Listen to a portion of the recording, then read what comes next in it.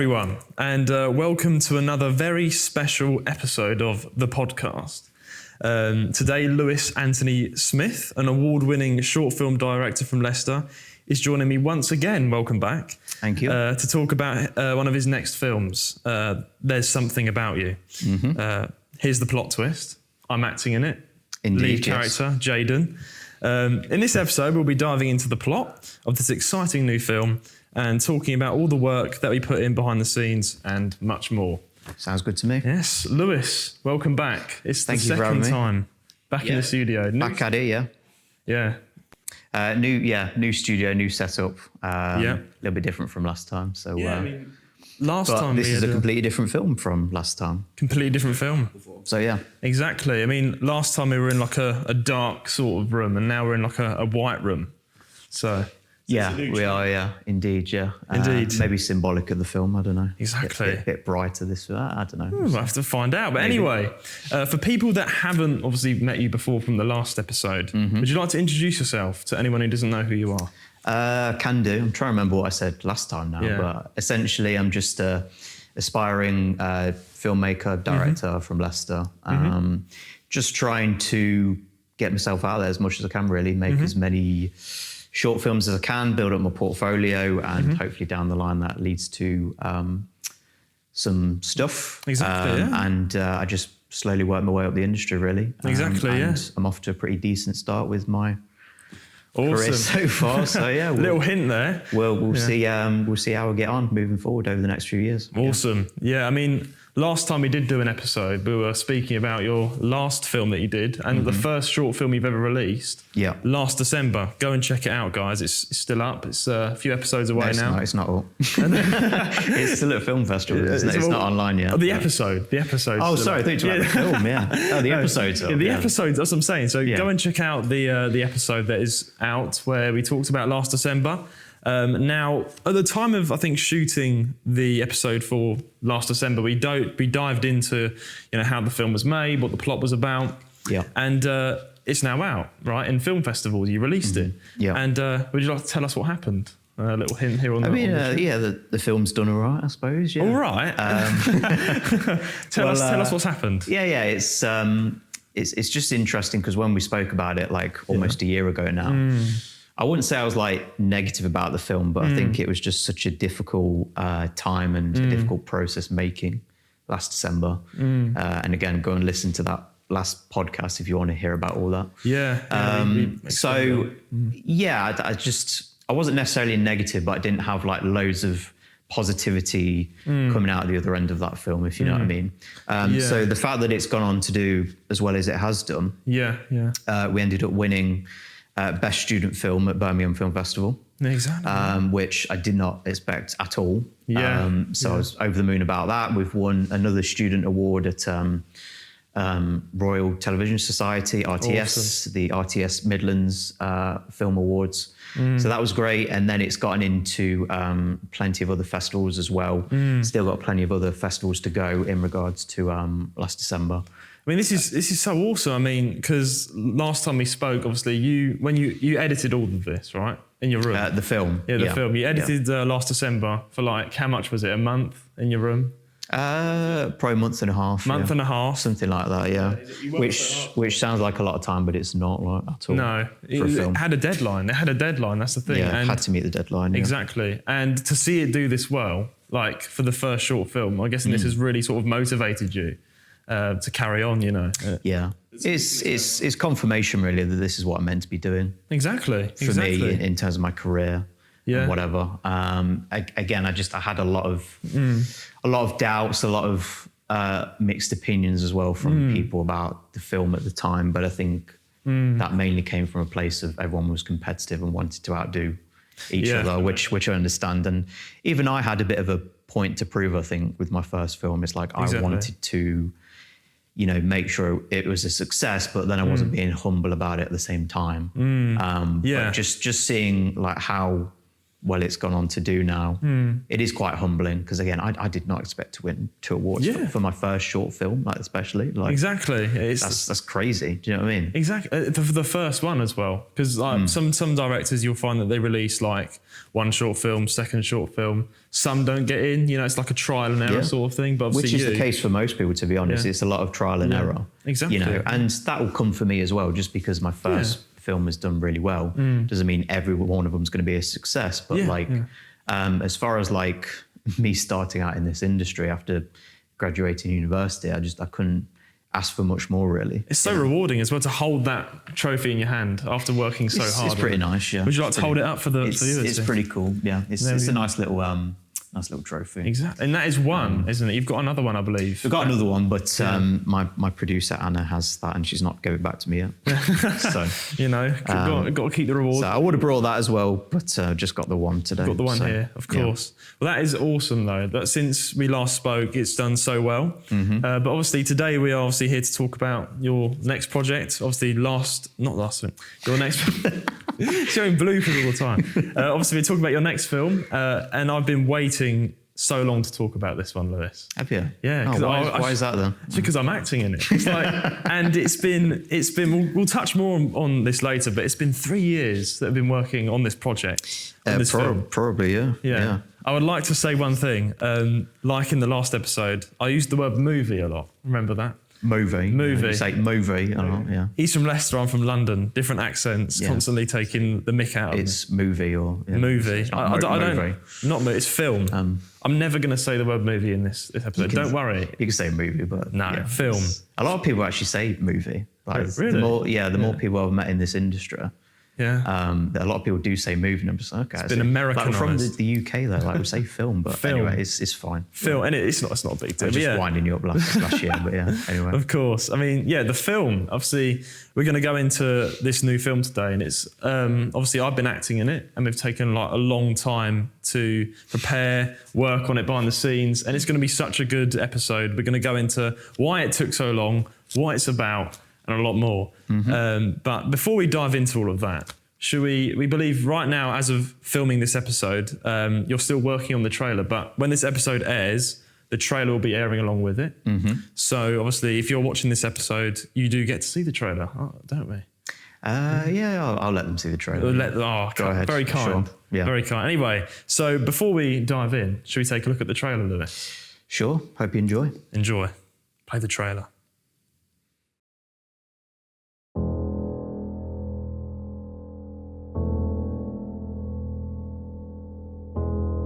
Thanks again for this.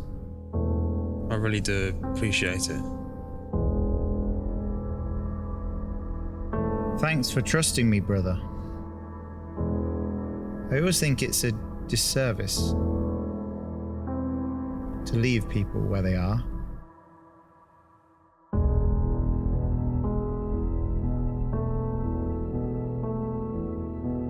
So, are you ready to talk? To address the heart of the matter? What is it you saw? I'm really not following. Yeah, not many people do in this season.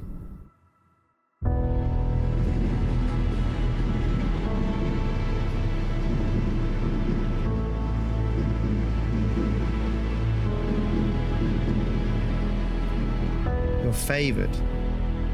You're rich. You're to be envied. You shouldn't be wandering around in a wasteland, all by yourself. Believe me, I'm no one special.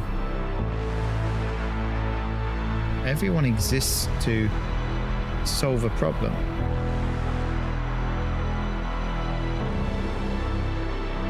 One of the bravest things you can do in today's world, Jadon. Cry for help.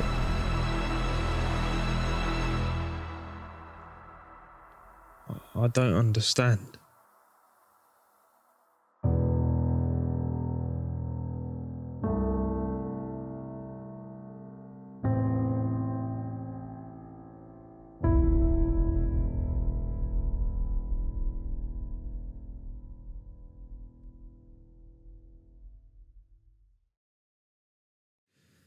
Okay, and that was the trailer for There's Something About You. Now, while you guys were watching the trailer, as of recording this, as I mentioned before, the full trailer has not actually been, it's still being made, but Lewis has already like got a small cut of it up, like a version of it. A rough cut, yeah. A rough cut. And he just showed me, literally hot off the press, this is my reaction. He just showed me, exactly, like you're seeing it for the first time, hot off the press, and I've just seen it for the first time.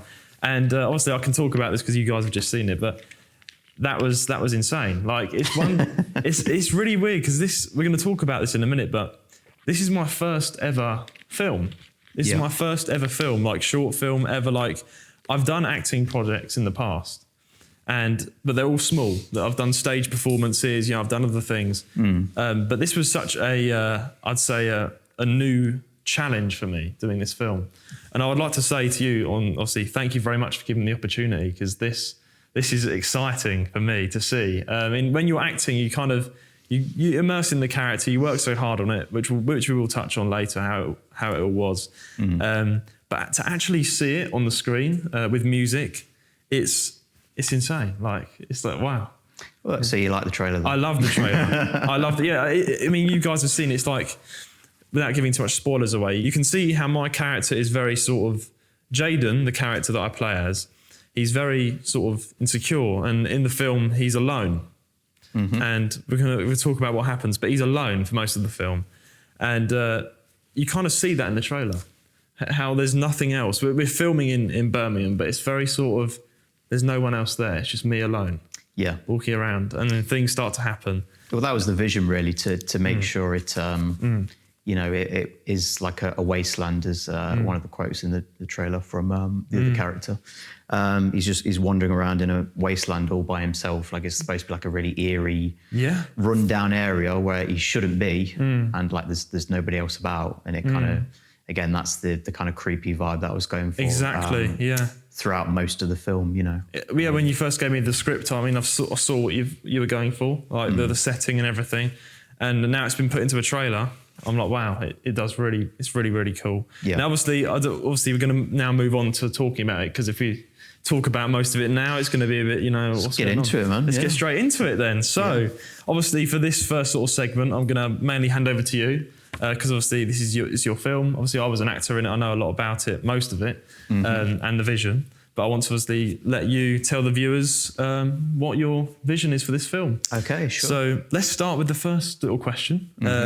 What's the film There's Something About You about, What drew you to write the story in the first place? Okay, so as far as what it's about, I was saying to you before the interview that I always find it difficult to describe what the film's about, to be honest, because it's very cryptic in its storytelling. Like the story I'm trying to get across in the film is very cryptic for the most part, and it's not like surface level. Like it's not blunt as far as like what I'm trying to get across. Like you kind of have to like pay attention to a lot of the dialogue and stuff. You're going for like an Inception style, aren't you? I wouldn't quite go that far. But I'm not Christopher Nolan. Do you know what I mean? It's like it's one of the. I think from obviously what I know of, it's like an acting in it. I know all about obviously how it is, and I would say it's one of those films where you have to really think, and it makes you think.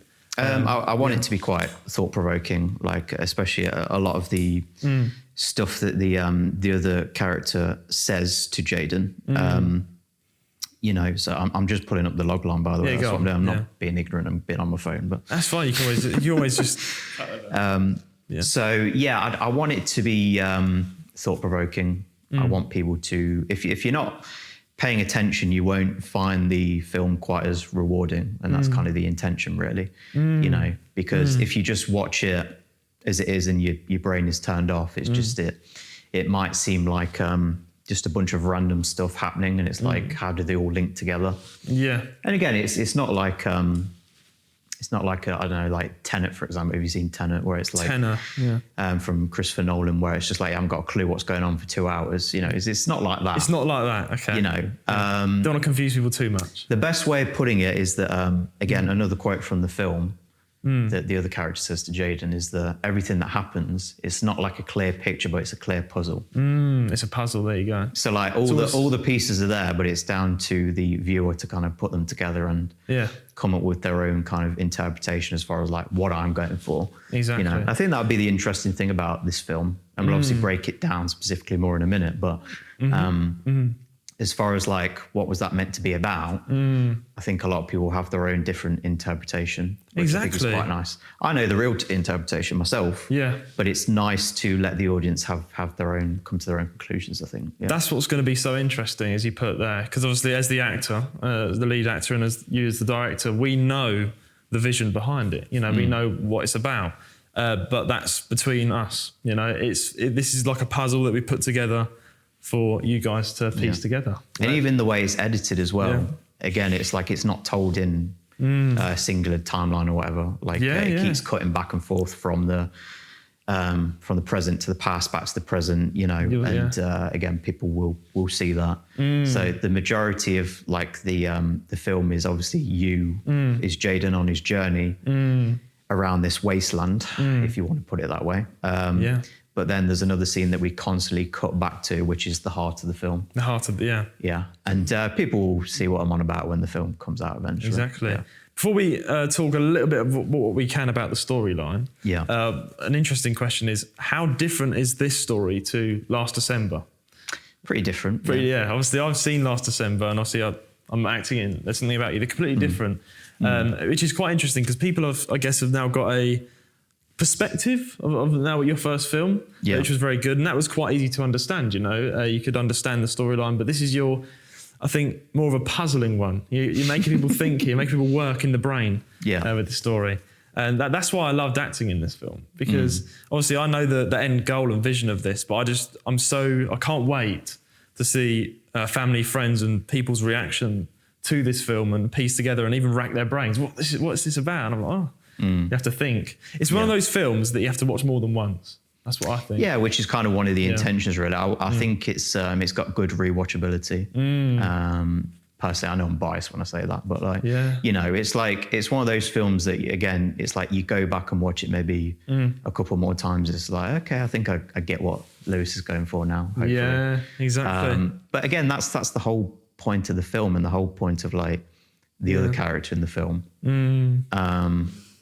Is that it's not super clear like who he is, like what he's trying to say to Jadon, and what's the point of it all, you know? Exactly.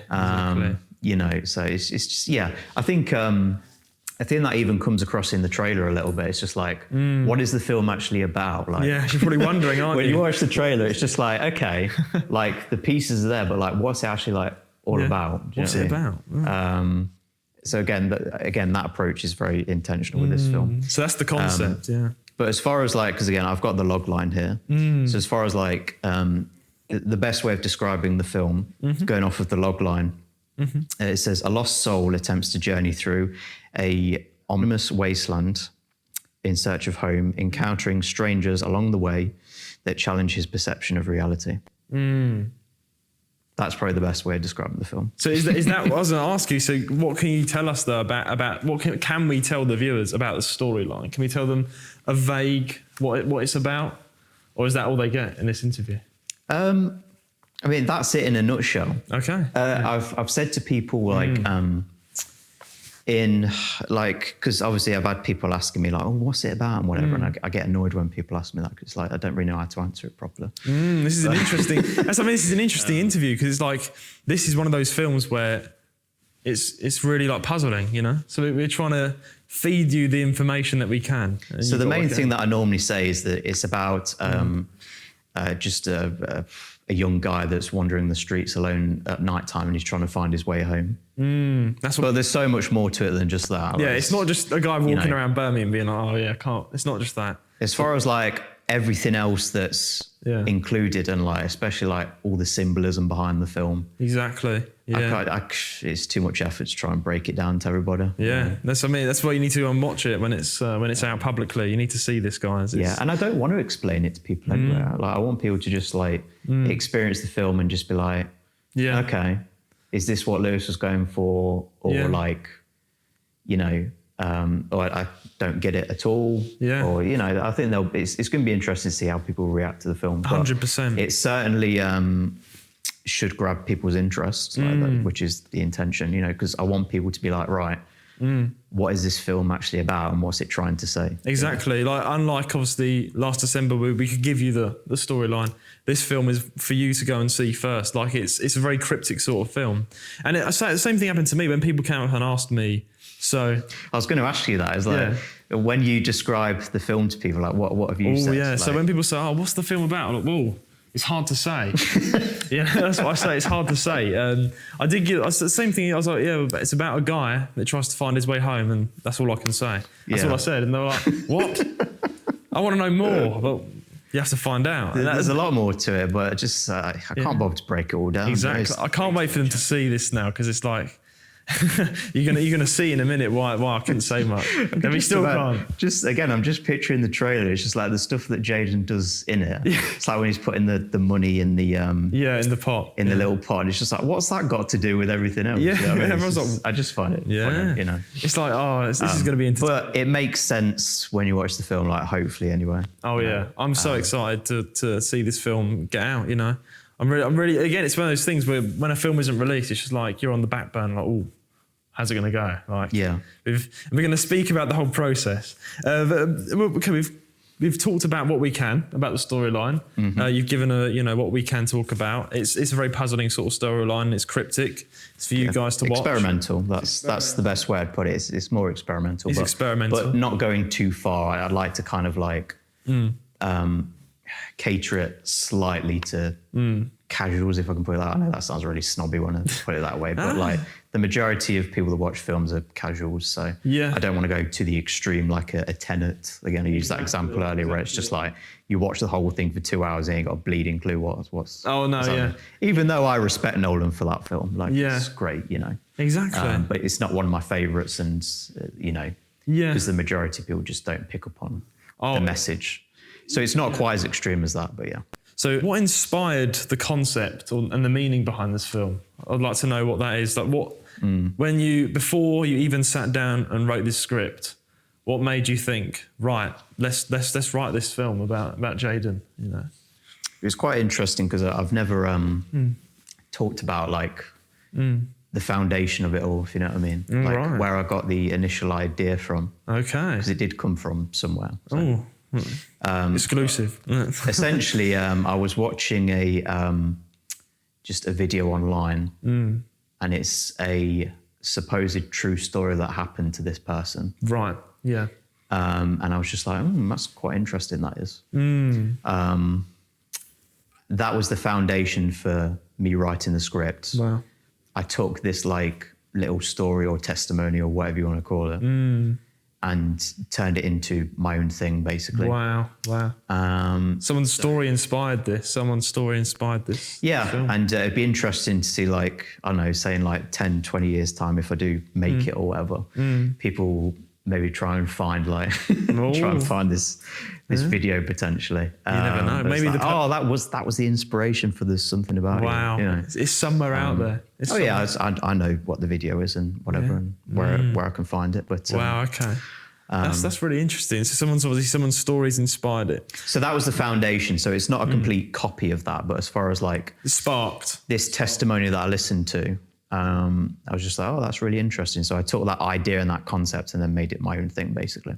Yeah, I mean, that's what most, I think, artists do. They find, they'll be even walking in a park one day and then they see something. They see something around them, they watch something and then it sparks something. And that's what I've noticed a lot of artists do. Directors, music artists, they'll take inspiration from things around them and it can grow into something big and you can grow on that. Yeah. And that's really quite interesting. So that's obviously when the foundation was started. Are there any, obviously, when you watch this film, you can relate to my character heavily, I believe. A lot of people. I hope so. Yeah, I mean, I feel like he's quite relatable. If you pay attention to him, you might be able to relate to some of the emotions in this film. So obviously, when you wrote this film, I would like to ask, were there any personal experiences that you can share that influenced the story? So is there anything personal to you? Do you resonate with Jadon or the other characters in the film? I used to resonate with Jadon when I was growing up because the idea with the character is that he's very bit of an outcast, really. Yeah, we're going to discuss more about him in a second. Yeah. But he's meant to be quite a shy, timid guy. Doesn't have a lot of confidence in himself. That's right. Doesn't see himself as anyone special. Again, that's another line from the trailer. Believe me, I'm no one special.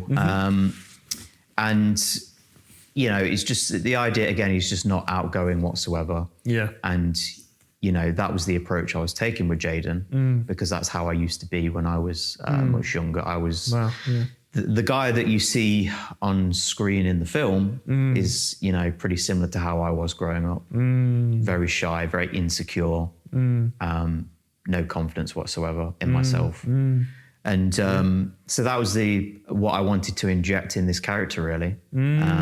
It's like a piece of yourself from the past. Oh, yeah. Because, again, I used to just be so shy and socially awkward and stuff like that. Oh, yeah. And a lot of people that I know nowadays don't really get that. I think the only people that will get it are like maybe family members and stuff. Wow. So it does hit home for you, particularly as the director. Oh yeah, and that's why the character is quite personal, and the story itself is personal because, you know, eventually I came out of my shell, and there's one particular thing that helped me to do that, which we'll probably get onto later on. Okay. Yeah. But the way I like to think is that Jadon himself as a person is at that stage in the film where, again, he has no self-esteem whatsoever. Yeah, you'll see that as well. And it's like he needs something to bring him out of that. Yeah, he needs a wake-up call. Yeah, and the things that happen in the film, particularly with what the other character says, it's trying to get Jadon to believe in himself. That's very powerful, obviously, because that's the beauty of being a director, I think, because you can bring a story to life of your own, and you can put personal experiences onto the characters, and you can watch that back, and you can be like, I relate to that because that was me. That was me a few years ago, and it was funny, obviously, from my personal experience. I'm sure most people watching, this is quite a powerful thing for most people. There are so many people that are in their shell, don't believe in themselves, are struggling, alone. It's such a big problem in this world. People don't have enough self-confidence. So, you know, and me as a person, I used to be very shy. And I used to be, I've got, a lot of people probably don't understand this because I'll come out and say I have anxiety, which is crazy. Don't we all? Don't we all? I've got serious anxiety. And so I think when I portrayed Jadon's character, I sort of, I went into my inner self of the struggles. I brought out the struggles that I do struggle with in the past and even in the future. And I put those emotions together to create a version of myself that I can heavily relate to this character. Does that make sense? You know, so I sort of, when I was doing Jadon, I saw the vision, and I went into that past state that I was and sometimes still struggle with today, and brought that out. And that's what I love about film and acting. We can portray so much, and I hope that this film you can see that, you can relate to that. And in a way, this film does actually, like, can I say it's a breakthrough?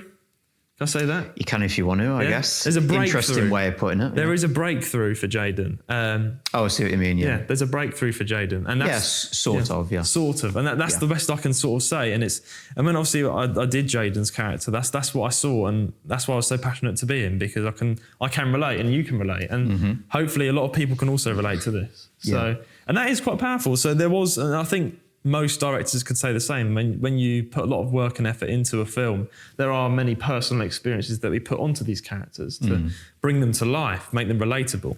I think that's what makes a film good, is when you inject those kind of personal aspects, really. It's real. It just gives it so much more weight. You know, it gives the character so much more weight. It gives the story as a whole so much more meaning behind it all, rather than just this happens on screen. Or do you know what I'm saying? It's just like, there's a lot of films where it's just like this, you know, people have got cool ideas, but there's no weight behind the story or characters and whatever. 100%. When you inject those kind of personal elements and you see them coming through on screen, which again, I think you did a great job with Jadon. Thank you. it just makes the film a lot more special. And I think that's the interesting thing, really, because when we first started the project, and we'll get into how long it took. We'll get into everything, hopefully. But it's like when we first started, I was more focused on the stuff that was happening in the film, like the events of the film. Of course. Rather than making the character of Jadon,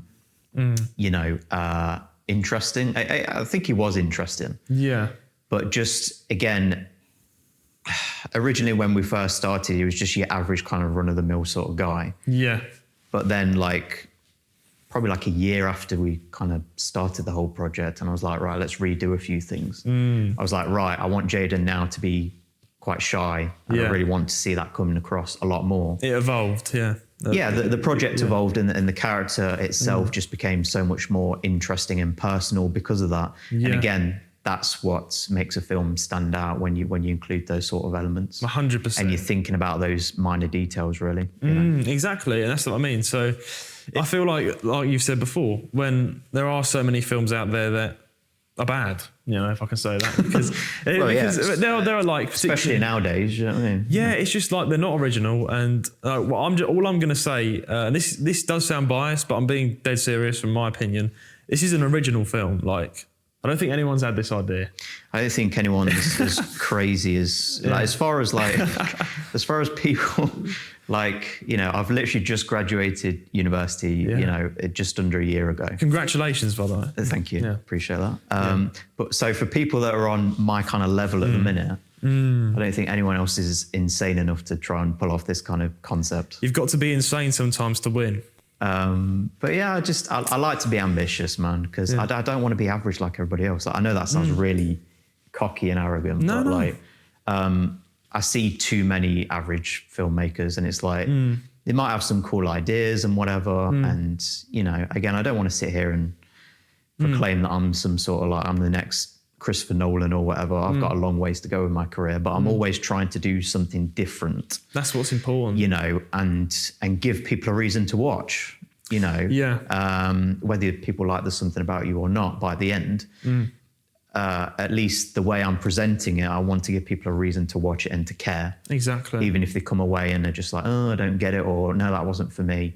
At least it's something different. You're not going to see 10 lots of There's Something About You at a film festival. This is a completely original idea, like you said. It's personal, isn't it? That's going to stand out from the rest of the competition, or however you want to put it. People that are doing films that are on my level.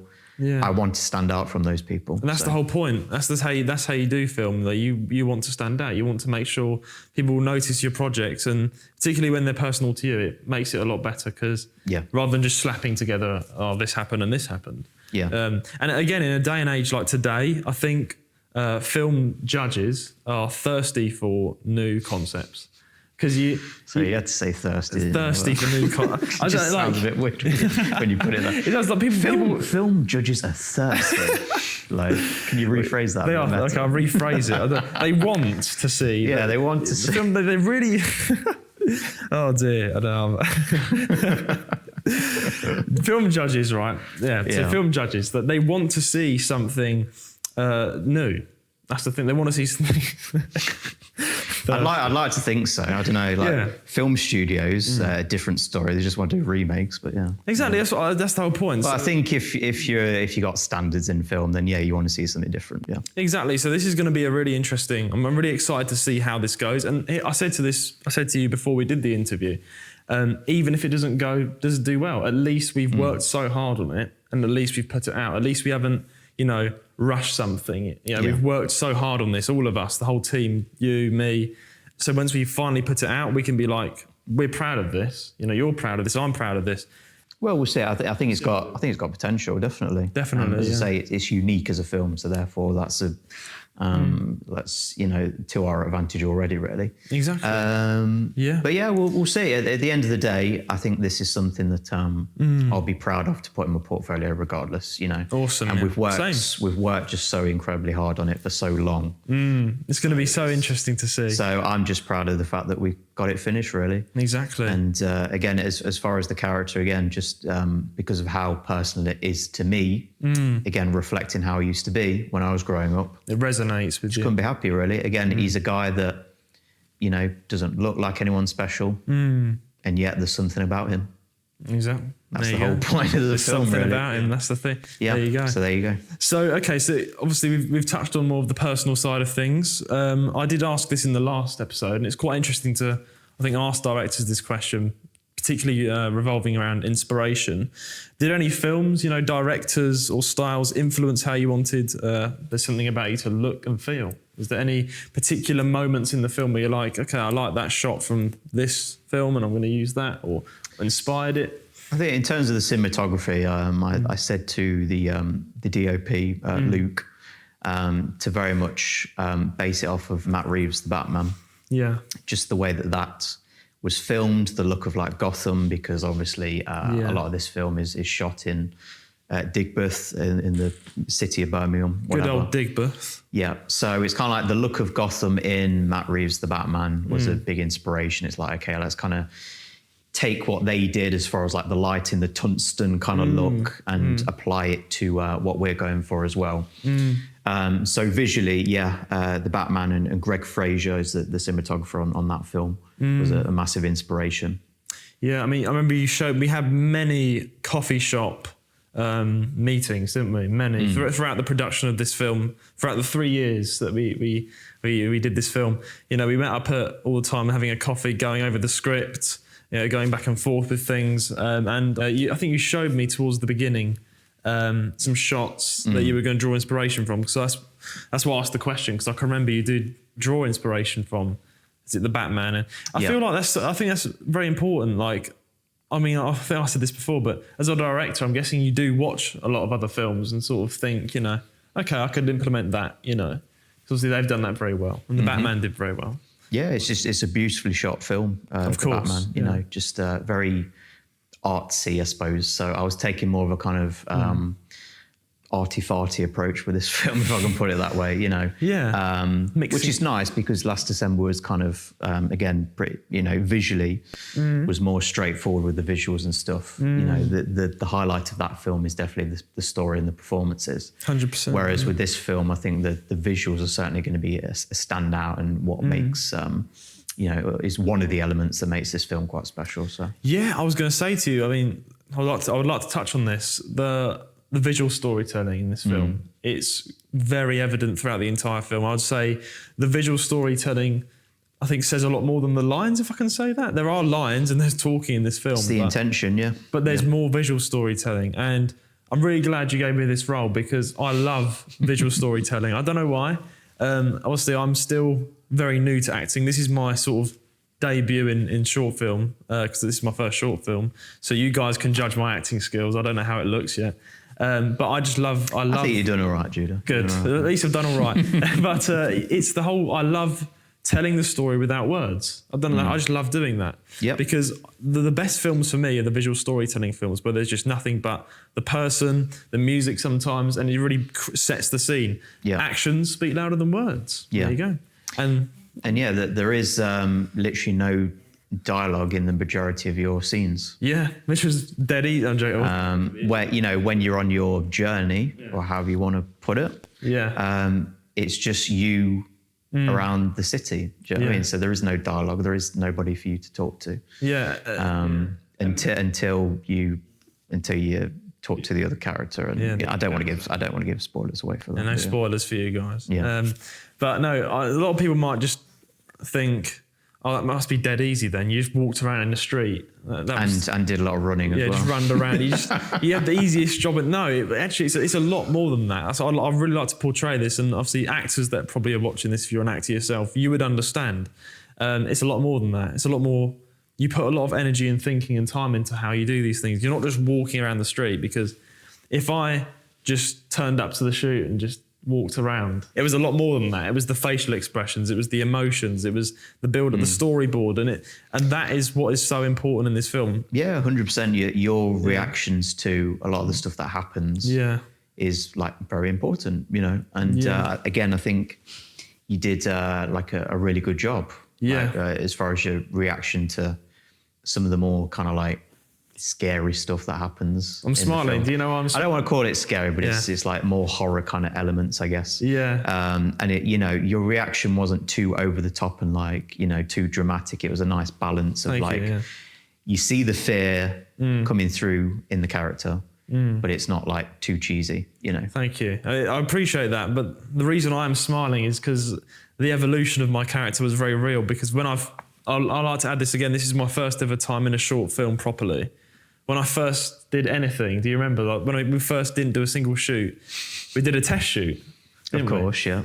And that was like before I hadn't really gripped Jadon that well, and I was just, it was my first sort of winging it. We're going to try it out. It was a test shoot. None of it made the final cut. It's out there. It was never meant to. It wasn't even meant to be in the cut. Just a test shoot. It was just a test shoot, but. That was hilarious because I was still kind of getting to grips with Jadon and acting and how it all works. And can I talk about the scene? Yeah, go for it. Yeah. There's a scene. Can maybe even show a little bit. I don't know. There might be a clip playing over right now as I speak, hopefully. But anyway, there was a scene where I picked up a knife on the chair, and obviously when someone sees a knife on the chair just there, they don't just look at it and go, oh, just very casually, like, oh yeah, that's cool. That's on the chair. Knife. Yeah. Anyway, I was supposed to like panic. I was supposed to panic when I saw this knife. I was supposed to be like, oh crap, there's a knife on this chair, but I didn't do any of that. You can literally see it. I literally just pick it up and I'm just like, oh. And then you so casually just put it back down, and then you just, back to the conversation. Just don't mind me. I just saw a massive knife on the chair next to me. Just saw it, just as I was saying. Anyway, it was a good experience though. Like that. It was a good. Shoot. Again, it's like I was. So that was like, when was that? Like 3 years ago, 2 years ago, 3 years ago. That was now 3 years ago that we did that, something like that. And again, it's like I was nowhere near as good of a director back then either. So it's like, I've certainly come a long ways as well. I mean, we're going to talk in full about the whole evolution of how we all produced it and how it grew, the story and everything. But yeah, I thought to touch on that. My visual storytelling definitely got better the more I worked on this film. Oh, 100%. That's what again, I look at like the early rushes that we did from like the first 2 or 3 shoots. Yeah. And compare that to the ones that we did like 2-3 years later to wrap the film, and it's like night and day. Obviously, your performance is like massively improved, and my directing is massively improved. You can just see the difference. It's just grew, So that's why I'm glad that, in a way, as much of a pain in the arse this project has been, like practically, I'm glad that we've took as much time as we needed really to get everything right. 100%. If we would have wrapped it earlier, let's say, instead of spending 3 years on the project, we spent a year on it. Nowhere near as good. The end result would be nowhere near as good. Yeah. 100%. So I'm glad that it took as long as it needed to, really. Exactly. And we'll talk about that and we'll go into depth a bit later on. But last few questions revolving around the plot. What genre would you label the film as? Now, this is quite an interesting one. I'm interested to see your response. Well, it's definitely a thriller. Yeah. It's got horror elements in it. But originally I was going to really lean into that, lean into the horror aspects, but then I was just like, but that's not really what I'm kind of going for with the film. So then the more that the project progressed, the more I lent into more of the spiritual elements of the film, if I can put it that way. Spiritual as well. We've got interesting. So it's like a mix of, thriller, horror, but spiritual. You have to find out. Yeah. But yeah, that's quite interesting. I mean, I always found it hard when people ask me what genre is the film. I always said you'd have to find out. Again, it's really hard trying to describe the film to people, isn't it? Yeah. This is one of the films where we can't really tell you. It's for you to see yourself, and that's why we are being careful what we say. It's one of those films you just need to see yourself. I can tell people, but I'd have to give me 5 minutes to think about it. So yeah, exactly. You have to give them 5 minutes. And I don't want to tell people I want them to have their own conclusions. So exactly, and I'm interested to see the response. So now we're going to move on to the characters. The characters in this film. Sorry, there's a door creaking. It's quite funny. I think this studio is a bit haunted. I don't know if the mic's picking that up, but there's a spiritual element in this room. The minute we start talking about spiritual stuff, it's like, oh dear. Yeah, something going down this now. Sign's going to just go flying. Yeah. Anyway, carry on. Anyway, right. Anyway, yeah, so we've touched on obviously what we can about the plot, the story. Let's talk about the characters, Lewis. Sure. Talk about the characters. So who are the characters and their roles? Well, obviously, we touched upon Jadon. We have, who is the main character of the film. Should we talk about Jadon first? Sure, yeah. We've covered a decent amount already, but there's probably a few other things we can talk about. But yeah, essentially, it's obviously his film. It's his journey that he goes on. It's his experience. It is.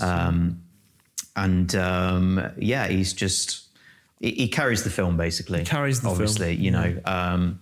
So I kind of put quite a bit of responsibility on you because it's like you as the main actor and the main character. Yeah. It's like this film very much just leans upon you and your performance. Yeah. You know, because if it was bad, then the whole film falls apart basically. Exactly. Yeah, I was very nervous for a lot of the shoots.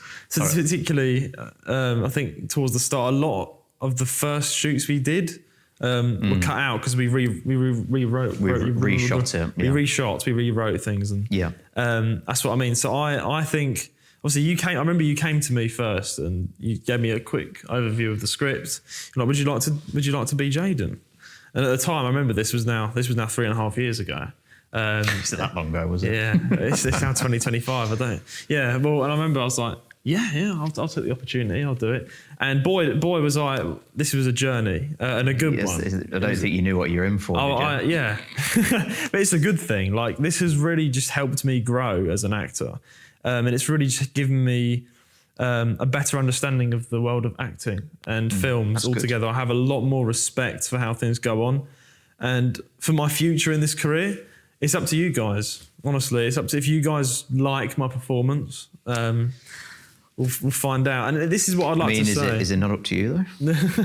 I don't know. You have that choice as well. I think I'd encourage you to keep pursuing it. It was 100%. Thank you. There you go. But I think it was a challenge for me, particularly because I'm so used to being quite a confident character, and this was kind of a very timid character. As Lewis said before, Jadon is someone who does not believe in himself. He's got virtually no self-belief.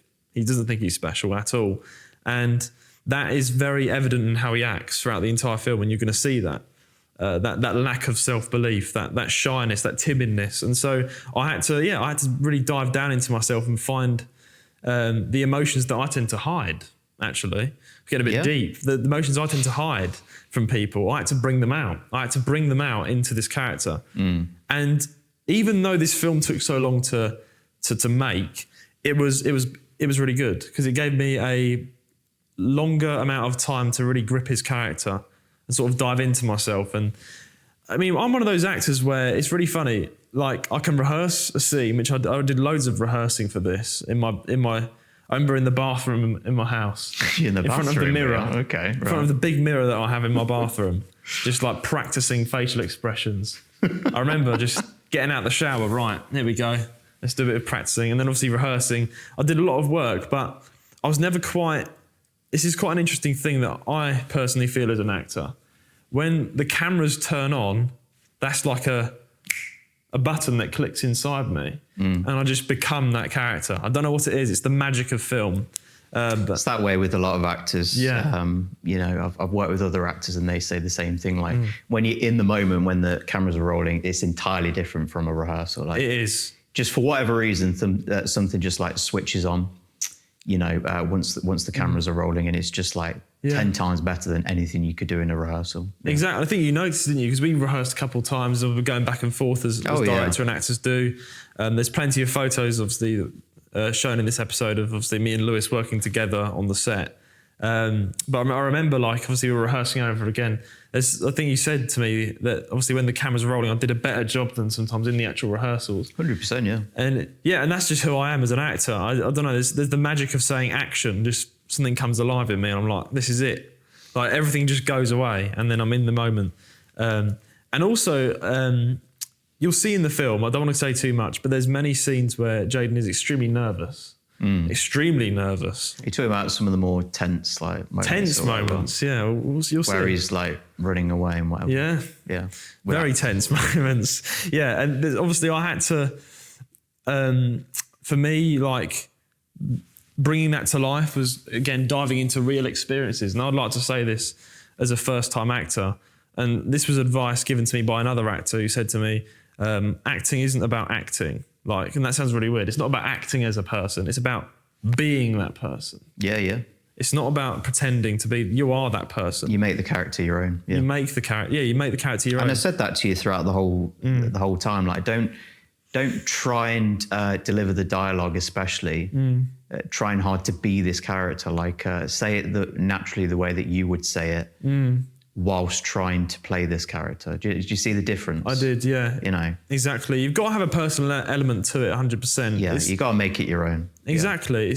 It is all about just using your real emotions, and that's how acting works, and that's what most actors will tell you. It's about being the character rather than acting like the character, and that's what, I don't know, this journey of being Jadon actually helped me a lot. I think you've been on your own little journey, haven't you? Yeah, I have. With this acting, and so have I, in a sense, with me as a director. Again, I'm just... Yeah. I have so much more confidence in myself as a filmmaker now compared to 3 years ago. We both grew in our careers. And I think, I hope you agree with this. I hope that showed towards like the end of us wrapping this film. I was just so much more on the ball and so much more confident. Oh yeah, 100%. And I just knew what I was doing. Like when we first started, we just kind of just winged it. It was just like, right, here's a cool little idea I've got. Let's try and film it. Yeah, we were kind of just experimenting, seeing how it goes. But because we spent, I think, did we take almost a year's break? And we did a lot of rewriting, and we really discussed it. So we did a lot of time. Yeah, and I'm glad that ended up happening. So we had to pause on the project because of last December. Like I had to focus on that because it's part of my university. To get that done basically. So yeah, I had to put this particular project down for like a year or so. And during that time, I went back and just reread my script, and I was just like, just not really up to par. So I wanted to go back and just redo it. I redid a lot of the dialogue and made it not quite as cheesy. It's really difficult because it's hard not to do theatrical dialogue. Yeah. And I think, and that was the case with like my next project as well. Another one that I've wrapped just recently. A lot of the dialogue in that is quite theatrical as well, but it's kind of, you very much have to rely on the actors to ground the dialogue as much as possible. Exactly, that's what I mean. So, and again, I think after going over all the dialogue and the script with you time and time again, you eventually got to that point where it's like, okay, more natural. Some lines are a bit more theatrical, but you grounded them as much as possible.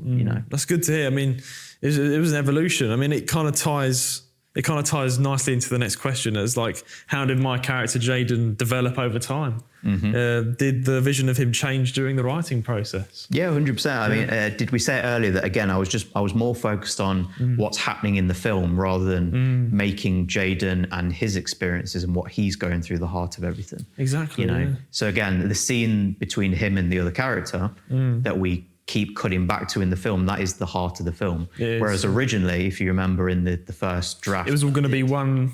It was all just going to happen in one sequence, and that scene with Jadon and this other character is going to happen right at the end of the film. Yeah. But now that the edit is different, I just think it makes the film so much better. So that's another like massive change that we made. Yeah. Is the way that the film's edited. Because there's certain stuff in that scene that Jadon and the other character are talking about, it's like they're talking about that. They're referring to certain things that hasn't happened on screen yet. Exactly. And so Makes it's it like, more cryptic. so it kind of like, it's cryptic. And again, it's like, it's preparing the audience for like what's to come without giving away, okay, this is, what happens sort of thing. It keeps you hooked. So again, it's a more interesting way to tell the story rather than Jadon goes on his journey, then he comes across this other character, they have their little interaction, then the film's over. Just the editing's like so much better now. You had a lot more time to think about how you wanted to come across. Particularly the ending, and the ending and the way it's going to be edited now is completely different to the first draft. And I think the ending is going to be a real highlight for the film. Yeah, I mean, I remember I've got like 3 scripts, like different versions. I've got the first version, I've got the second version, and I've got the final version, and another version. It was really, I think it was a really big journey doing this film because it evolved. Like the reason it took so long is because we evolved the story into something better. So there was a silver lining to it taking so long. And we're going to talk about the other elements of why it took so long as well. But I think the good side of it was that you as the director could revise what you wanted for the character, and you got a better grip of what you wanted. And I think that's really good. Yeah. That it ended up turning out really well, and you're now a lot more satisfied with what the finished product's going to be than you think 100%. You were when you started. And I'm so glad we didn't wrap things within that first year or two 100%. With that first draft, because the final draft is just a massive improvement. Yeah, I mean when we first ever started shooting, I think that was about 2 years ago almost. When we first actually started shooting the film, we obviously we were doing those scenes as you mentioned before. We're doing a couple of scenes of me walking around in Birmingham. But we actually reshot, I think, most of them, didn't we? We reshot all of those. We reshot most of it, because even when it came down to like the little things like, right, Judah, your walking there doesn't look natural. Yeah. So it's even like little things like that. My walk is always bad. I'm always like toddling from side to side. Well, it's just that, so again, it's like a lot of the stuff we shot early on, because I said this to you at the time, your hands are like hanging down as you're walking. Yeah. And I was just like, it kind of works for the character, because the character's meant to be socially awkward and whatever. Yeah. But it does look a little like unintentionally funny. Yeah. So we don't want it to be funny. And some of the running scenes as well, it's just like it looked a little bit funny. So it's like, right, let's redo that and have your body language or your posture a bit more natural. Yeah, we redid the posture, because obviously I wasn't thinking too much at the time about it. I mean, I'd like to first add that when my friends would know this, particularly watching, when I walk, I kind of I can do that sort of side to side. You swing from side to side. I swing from side. I do not know why. And visually for a camera, it's just like, right. It's like, what's he doing? Stay still, please. Yeah. Why is he swinging from side to side?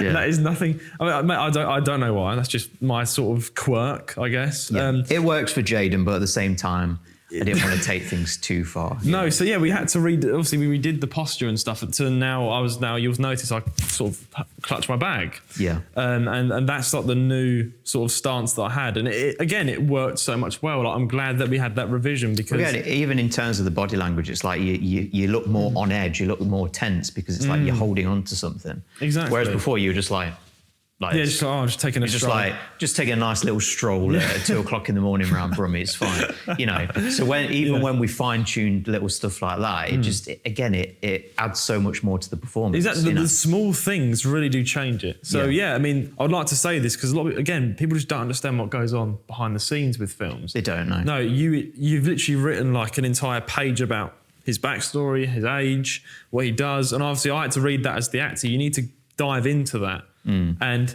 I really like that about what you do with film. You actually write like a short biography. I guess it's just it's like a character bio. Yeah, it's a character bio. Yeah, it's just a breakdown of like Jadon as a overall character, and this is his background and whatever. Because again, it allows the actor to then apply that to the performance. If it's just like, right, you're just playing a guy that's walking around the street. Oh, okay, what can an actor do with that? Whereas if I talk about the fact that Jadon is this, he's that, he's shy, he's socially awkward, blah, blah, blah, blah, you can add that to the performance, and that's what you did, and you really did a good job of playing around with that and implementing that into the performance. So, cheers. Yeah, well, this is going to be an interesting question, because the other character is extremely mysterious. We don't talk about him that much. But therefore, I'm going to ask you, can you tell us more about the second character? I'm going to call him the character. Yeah. Can I call him the stranger, or is that not allowed? Yeah. Okay, right. What's that again? The stranger, yeah. So can you tell us more about your vision for the stranger? Yeah. Who is he, and how significant is his role in this film? Need to think about it properly without giving spoilers away, but he's a big part of the film. So obviously Jadon is it's his story and his journey and stuff, but the stranger plays a big role on his journey. And he is essentially the intervention that Jadon needs. Yeah. Basically. Very much relating to myself years back and how I used to be as a person. There was something that I needed to bring me out of my shell, to make me have just even the slightest bit of self-confidence, and to just believe in myself, I guess, be happy with who I am as a person. And the main thing for me back then was the intervention of a higher power. Yeah. So as far as like how that relates to the stranger, I'll let people see when the time comes, I guess. So we'll say, it's very mysterious. And we did have other characters in this show, but they're also, we're not going to talk about, they're going to let you see them themselves. Should we say the extras? There's extras in the film, but again, we don't need to touch upon them too much. Don't need You'll to. see them. So they play a nice little role though in the film. They do. They're a scary one. But the stranger, he is obviously a big part of the film, and he's played by a good friend of mine, James. Yeah, I mean, who was happy to get involved and get on board with like what I was doing, even though it's like very ambitious, and it's like we needed. I needed an actor who would let us use his car, basically. Yeah, as you know, we went all out. We got our own car. So so with me working on this with him, and even though he thought I was a little bit crazy for trying to do such an ambitious idea, he was like, "Yeah, come on, let's go for it."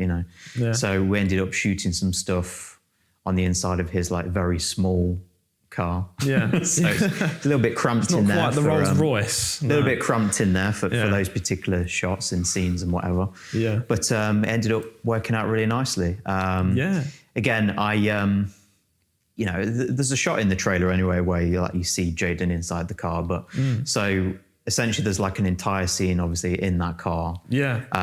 But none of it is like CGI. It's all practical. We literally used cars. I know a lot of people would be like, right, let's get a car. Let's put it in a studio and put a green screen in the background. I was just like, I'm not going to do that. Like, I want to do the real thing. Yeah. So I got James to drive around the block where he lives several times at like 1 o'clock in the morning. It was all shot at night. Yeah, I mean, I've got to say this film was all shot at night. I mean, you see it in the trailer. And you'll see it. Every single shoot was like we ended at like.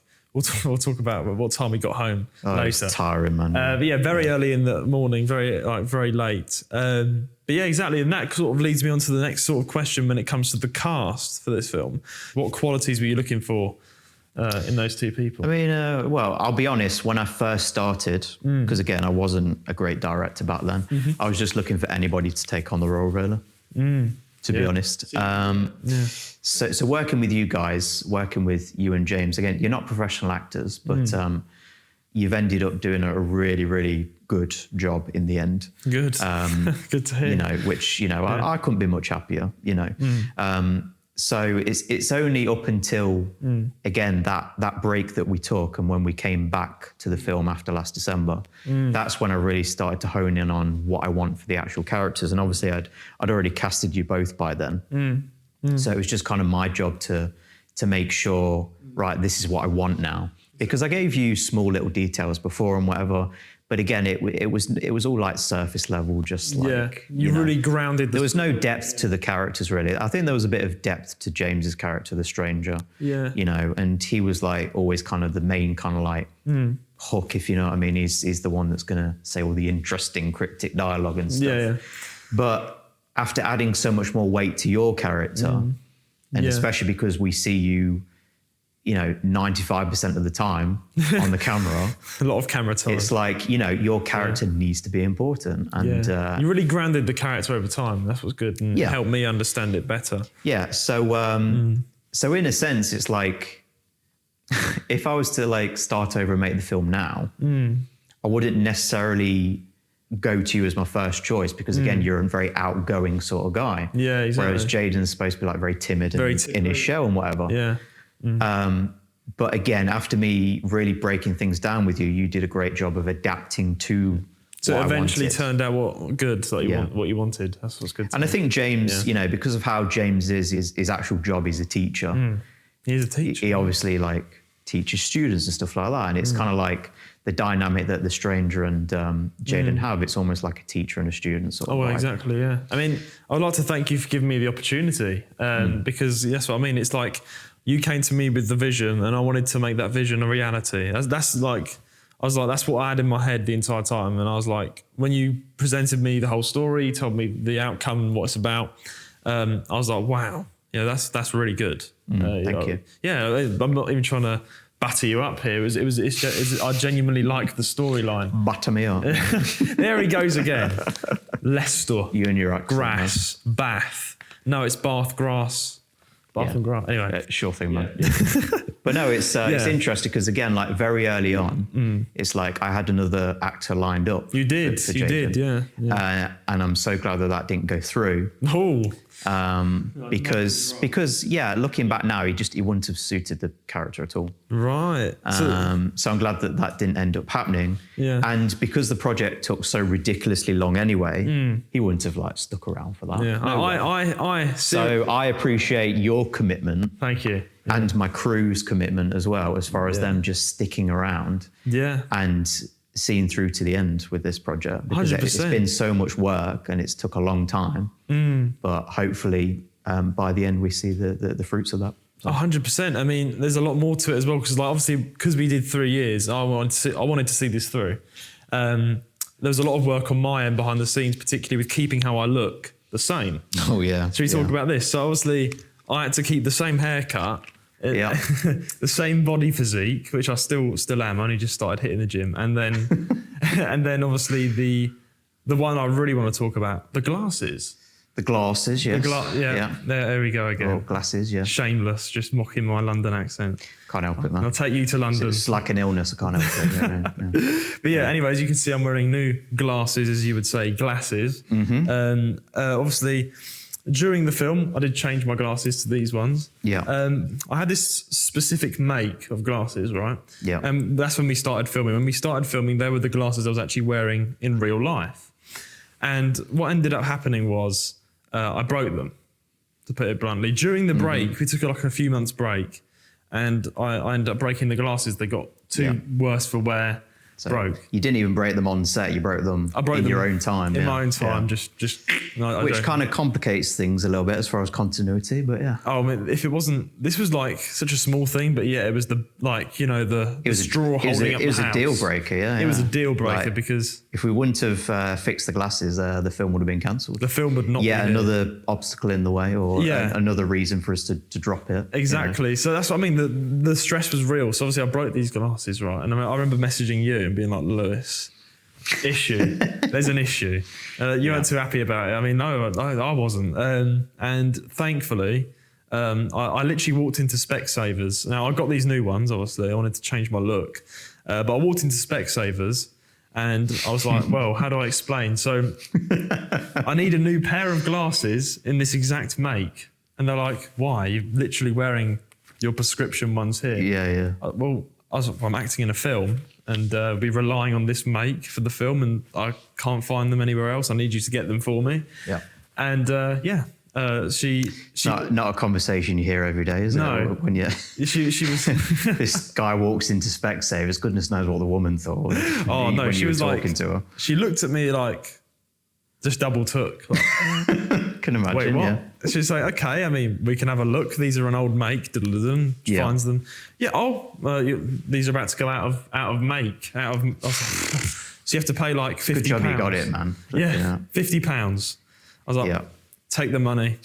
Take my money. Take the money. I've worked so long on this film. Anyway, long story short, we got a brand new pair of the exact same glasses, same quality, prescriptioned as well, just my eyes.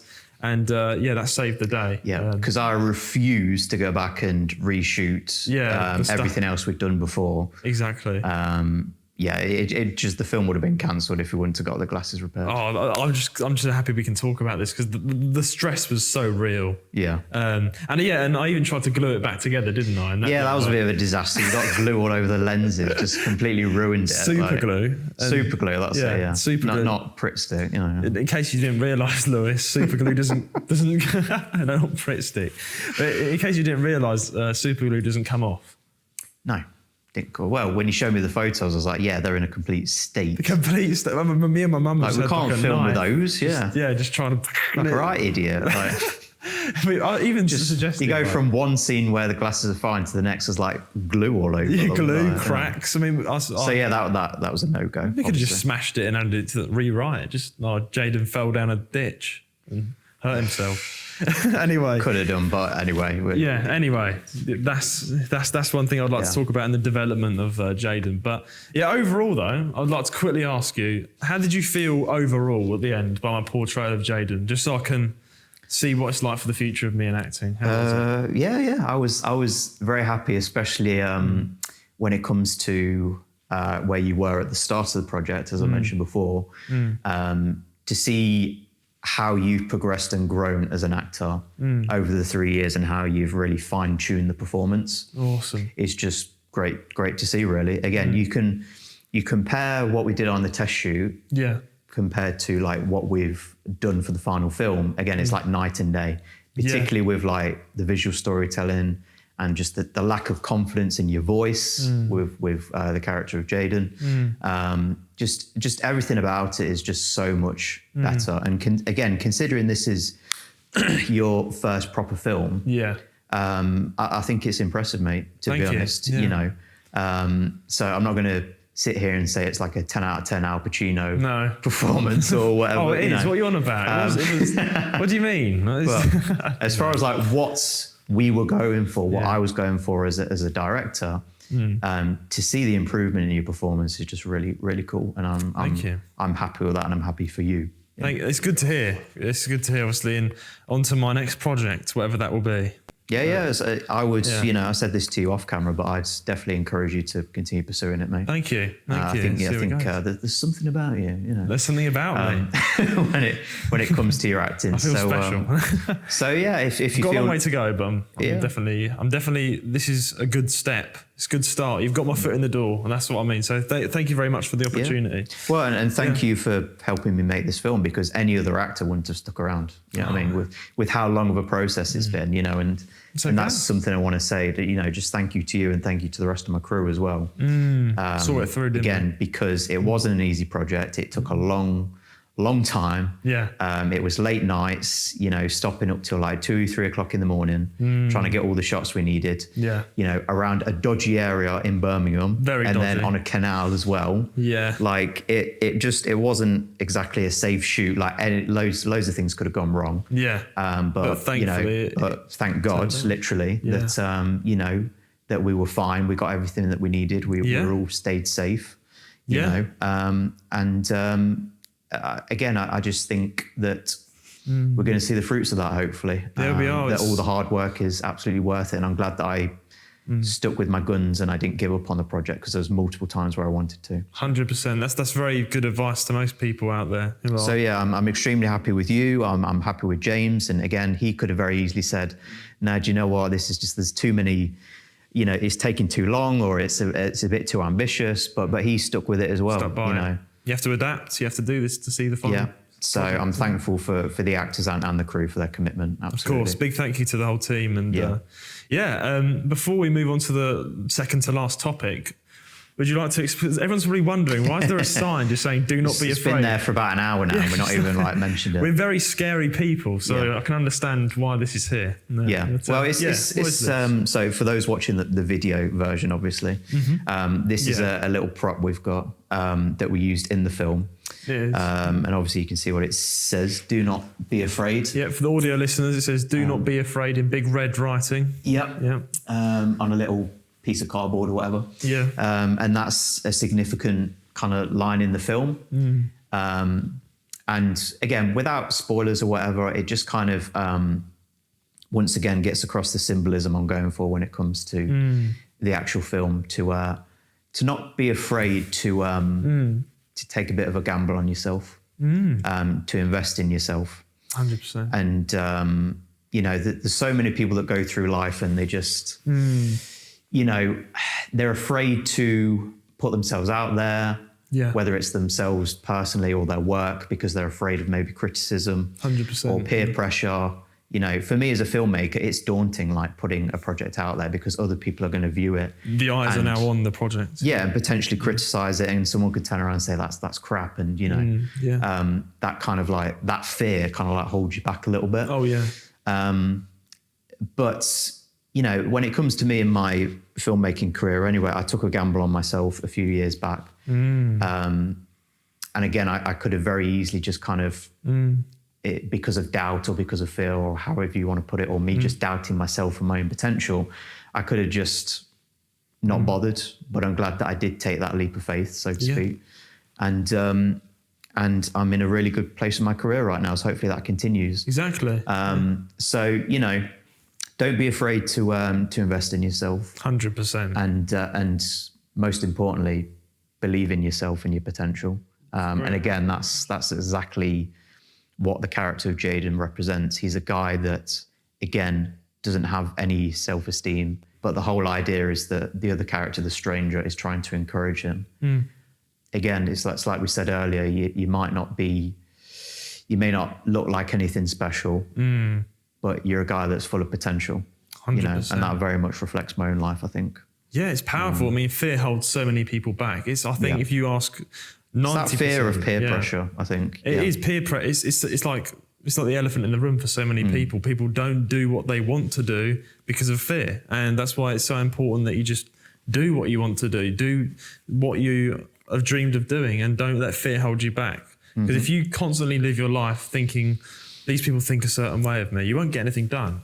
That's that's the truth. And I realised that, and it's a big problem for many people. Therefore, do not be afraid. Yeah. There you go. And one thing I've realised anyway, a lot of people just don't know what they're talking about, to be honest. Yeah. If I relate that to my film and whatever, I'm open to hearing feedback and criticism, but I've realised that when it comes to certain people anyway, not every voice matters. Oh yeah, 100%. And don't let that fear make you think, oh, this person thinks a certain way. Because if you let fear control your life, you won't be able to get anything done. That's just the truth. You need to do what you want to do and be proud of what you've done. That's just the truth. Take a gamble on yourself, just like I did with my film stuff, and just me as a person, and me just putting myself out there as an individual, but also as an artist as well. Yeah. You can see the personal pause of this film as well between Lewis and the film, and this is evident within the film. Yeah. But yeah, we have spoken now mainly about what the film's about, what we can say about the characters, the production and the development of the characters. But now let's move on to the most exciting part, and probably the part that most people want to know about when they watch a film they like or whatever. You always want to know what happened behind the scenes. So let's talk about what happened behind the scenes, okay? Oh, there's a lot that happened behind the scenes. A lot, yeah. So as we've mentioned many times before, this whole film, or I say 95% of this film, was shot in Birmingham at night. So why was that the chosen location? Why was that?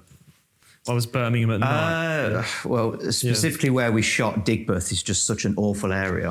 Digbeth, yes. It looks like a horrible place where you shouldn't be there at night time, especially. So the fact that we were there filming all of this stuff, it's just very ironic in a sense. There was so many. Obviously, Birmingham was filmed at night, and this question sort of encapsulates why that was the case. And you've mentioned it before, haven't you? The fact that he's alone. There's fear in this film. And Digbeth, if you're walking around at night alone in Digbeth, you're going to be quite fearful. Oh, yeah. It's a dodgy area. It is, yeah. I mean, there was a particular scene in the film where we were shooting, and the crew had to stand quite far away from me. I think you were all the way in a car park. The crew were here, crew were there. It was just me. And of course, you had me in the camera, but it was a far shot, and it's actually in the trailer. I'll let you spot it for yourself. But I was crossing a road opposite this big building with graffiti on it. And this was I was going to push for about 2:30 in the morning, maybe 1 in the morning. Yeah, it was early hours. It was very early hours. Now, we would basically throw ourselves in the lion's den, shooting in Digbeth at 2, 3 in the morning. And Birmingham being we shouldn't be there. We shouldn't be wandering around in a wasteland like that. Yeah, we shouldn't be wandering around there. It's a quote from the film. And there was a gang. There was a gang, literally like there was the buildings here, and then the gang were out of shot, but an actual, nothing to do with the film, an actual gang of people, I swear one of them had a pole. I'm not even trying to hype this up. Standing. Oh, stop exposing us, Judah. Goodness me. They were standing there, and in this scene I had to look quite fearful. And I was like, oh my gosh, just walking. So it added to the performance. Yeah. And I mean, thankfully the gang didn't really think much. They didn't get involved. But that was an experience, and my heart was going for that, because I was like, this is getting a bit scary. And they were watching us shoot this film. Well, again, that's kind of how I want the audience to feel on Jadon's journey, really. Like he's just he's in a place where he shouldn't be. Yeah. And he's trying to just find his bearings and find his way home because he's lost. Yeah. But he just, the more that his journey goes on, the darker his surroundings get. Yeah. And then one or two things happen, as you know. Yeah. And it's like, you know, I just really wanted to play into that kind of horror fear factor of the fact that, you know, nobody likes wandering around on their own at nighttime and there's literally nobody about. Exactly. You know, it's quite an eerie kind of scary thing, you know. Yeah, so that was obviously the first location, which is Digbeth. We've got 2 more locations that we shot the film in. The second was a canal at night, wasn't it? Yeah, indeed. Yeah, we went to Selly Oak for that. So originally there was a canal in Digbeth that we were going to film at. Yeah. But it was really dangerous being down. Would you like to tell us what happened? Well, we went to do a test shoot, didn't we? And let's just say we bumped into a couple of drug dealers down there. Yeah, not what you want. So, and I remember you're not in the movie. I remember the DOP Luke. He was threatening to walk off the project. He's like, I can't film if we're going to be doing it there and all this other stuff. So I really had to just. I was like, okay, let me try and find a better location, somewhere that's a bit quieter. We're not going to bump into any drug dealers, but still gives off that kind of. That dangerous sort of. It gives off that eerie kind of like surroundings, that those dark surroundings that I'm going for, you know. So there was a perfect canal in Selly Oak that we ended up filming on. And yeah, it was we were there for like a good like 5-6 hours on a couple of occasions, on a couple of shoots. And apart from like the odd cyclist coming by, nobody bothered us at all. They didn't. So it worked out perfectly. It did work out really well, and it was very quiet. Sort of, we didn't actually run into any problematic people on the canal, and the only danger was the water. And I'll tell a story about that later. Oh, I know what you're talking about. So obviously that was quite interesting. And what's funny is that you were trying to find a dangerous, scary looking place, and you found the individuals that inhabit those dangerous places, that being drug dealers. So maybe it's like, okay, this is a bit too realistic. It became a bit too real, the film. It's a bit too real now. Jadon's situation literally became a reality for us, almost. And I'm glad you like made that out safely. So it's a shame because that particular canal would have worked really well because it's like a really long kind of pathway that Jadon was going to walk. But it was just far too dangerous, and you know, you've got to be ambitious, but at the same time, you can't be stupid as far as like health and safety and whatever. But there was an element. I didn't want my actors getting killed. You know what I mean? No. I didn't want you or the crew getting hurt. So yeah. Scandal. Yeah. No, I think there was a big element of risk, obviously, as it goes with most projects, and the risk was also we thankfully had a good team of people behind us that did the camera, the sound, assistants, all these sort of things, and because we had like really expensive equipment, that was, I think, the risk. The other thing as well. If we would have damaged any of that, the university would have killed us. Yeah, exactly. So we were. That was a risk because it's one thing to shoot in a dangerous place, but it's another thing. We've got like thousands of pounds worth of really expensive camera equipment out here, like really expensive professional film equipment. Yeah, and we're in probably the most dodgy part of England, one of the most dodgy parts of England. Yeah. At night, at 3 a.m, just the wrong place at the wrong time. I mean, nobody else is going to be crazy enough to do this sort of project. This is what I mean. We pulled it off. But and obviously the last location was the car. Mm-hmm. We did. I mean, can I say, we used 2 cars, didn't we? We used 2 cars in the. Oh, we used my car for certain scenes, but then we also used James's car. You just see one car, So for particular scenes, exactly. So, but you shouldn't be able to tell that it's 2 different cars. Hopefully, that's the intention. Hopefully, and obviously, by the time the film's graded and because of how dark it's going to be, you shouldn't be able to tell. So, yeah, exactly. And it was that was quite fun. Obviously, getting the camera angles, people crammed in the car. Camera up. Yeah, as I say, filming inside of James's car was that was also something very interesting. Of course, Luke's just like just squeezed into this car, like trying to film everything. Oh dear, yeah. But we pulled everything off, and the shots are very, very nice. So I'm really happy. Yeah, exactly. So that's the. There was one as well where we used a mount and we put it on the outside of the car. That was a massive risk. That particular shot. Oh yeah, that was. You know the one I'm talking about, where we put a mount on the bonnet of the car and then place the camera onto the mount whilst the car is driving. So, if the mount would have like come loose at any point, camera comes off off the the end of car, that. smashes onto the floor, and Luke would have killed me because it's his camera. Yeah. So there was just, the whole project was just one big risk, really. But we just, again, we just kind of took that we were took that safe. leap of faith, and we managed to get everything. So yeah. 100%. Yeah, I remember me and James were in the car at the time filming that, and we thought we saw the camera shake, and we had to stop and pull over and be like, "Hang on." You thought it fell off. Yeah, he had to get out of the car and double check, but thankfully it was just a trick of the eye and it was fine. But that was, again, risk there. But anyway, moving on. Obviously, we talked about the rewrite behind the scenes and stuff of the script. Yeah. Were there any ideas that were actually cut out? Major ideas that you cut out? Yeah, quite a few things that were cut out, actually. So originally there was going to be a whole other scene where Jadon tries to catch a bus home. Yeah.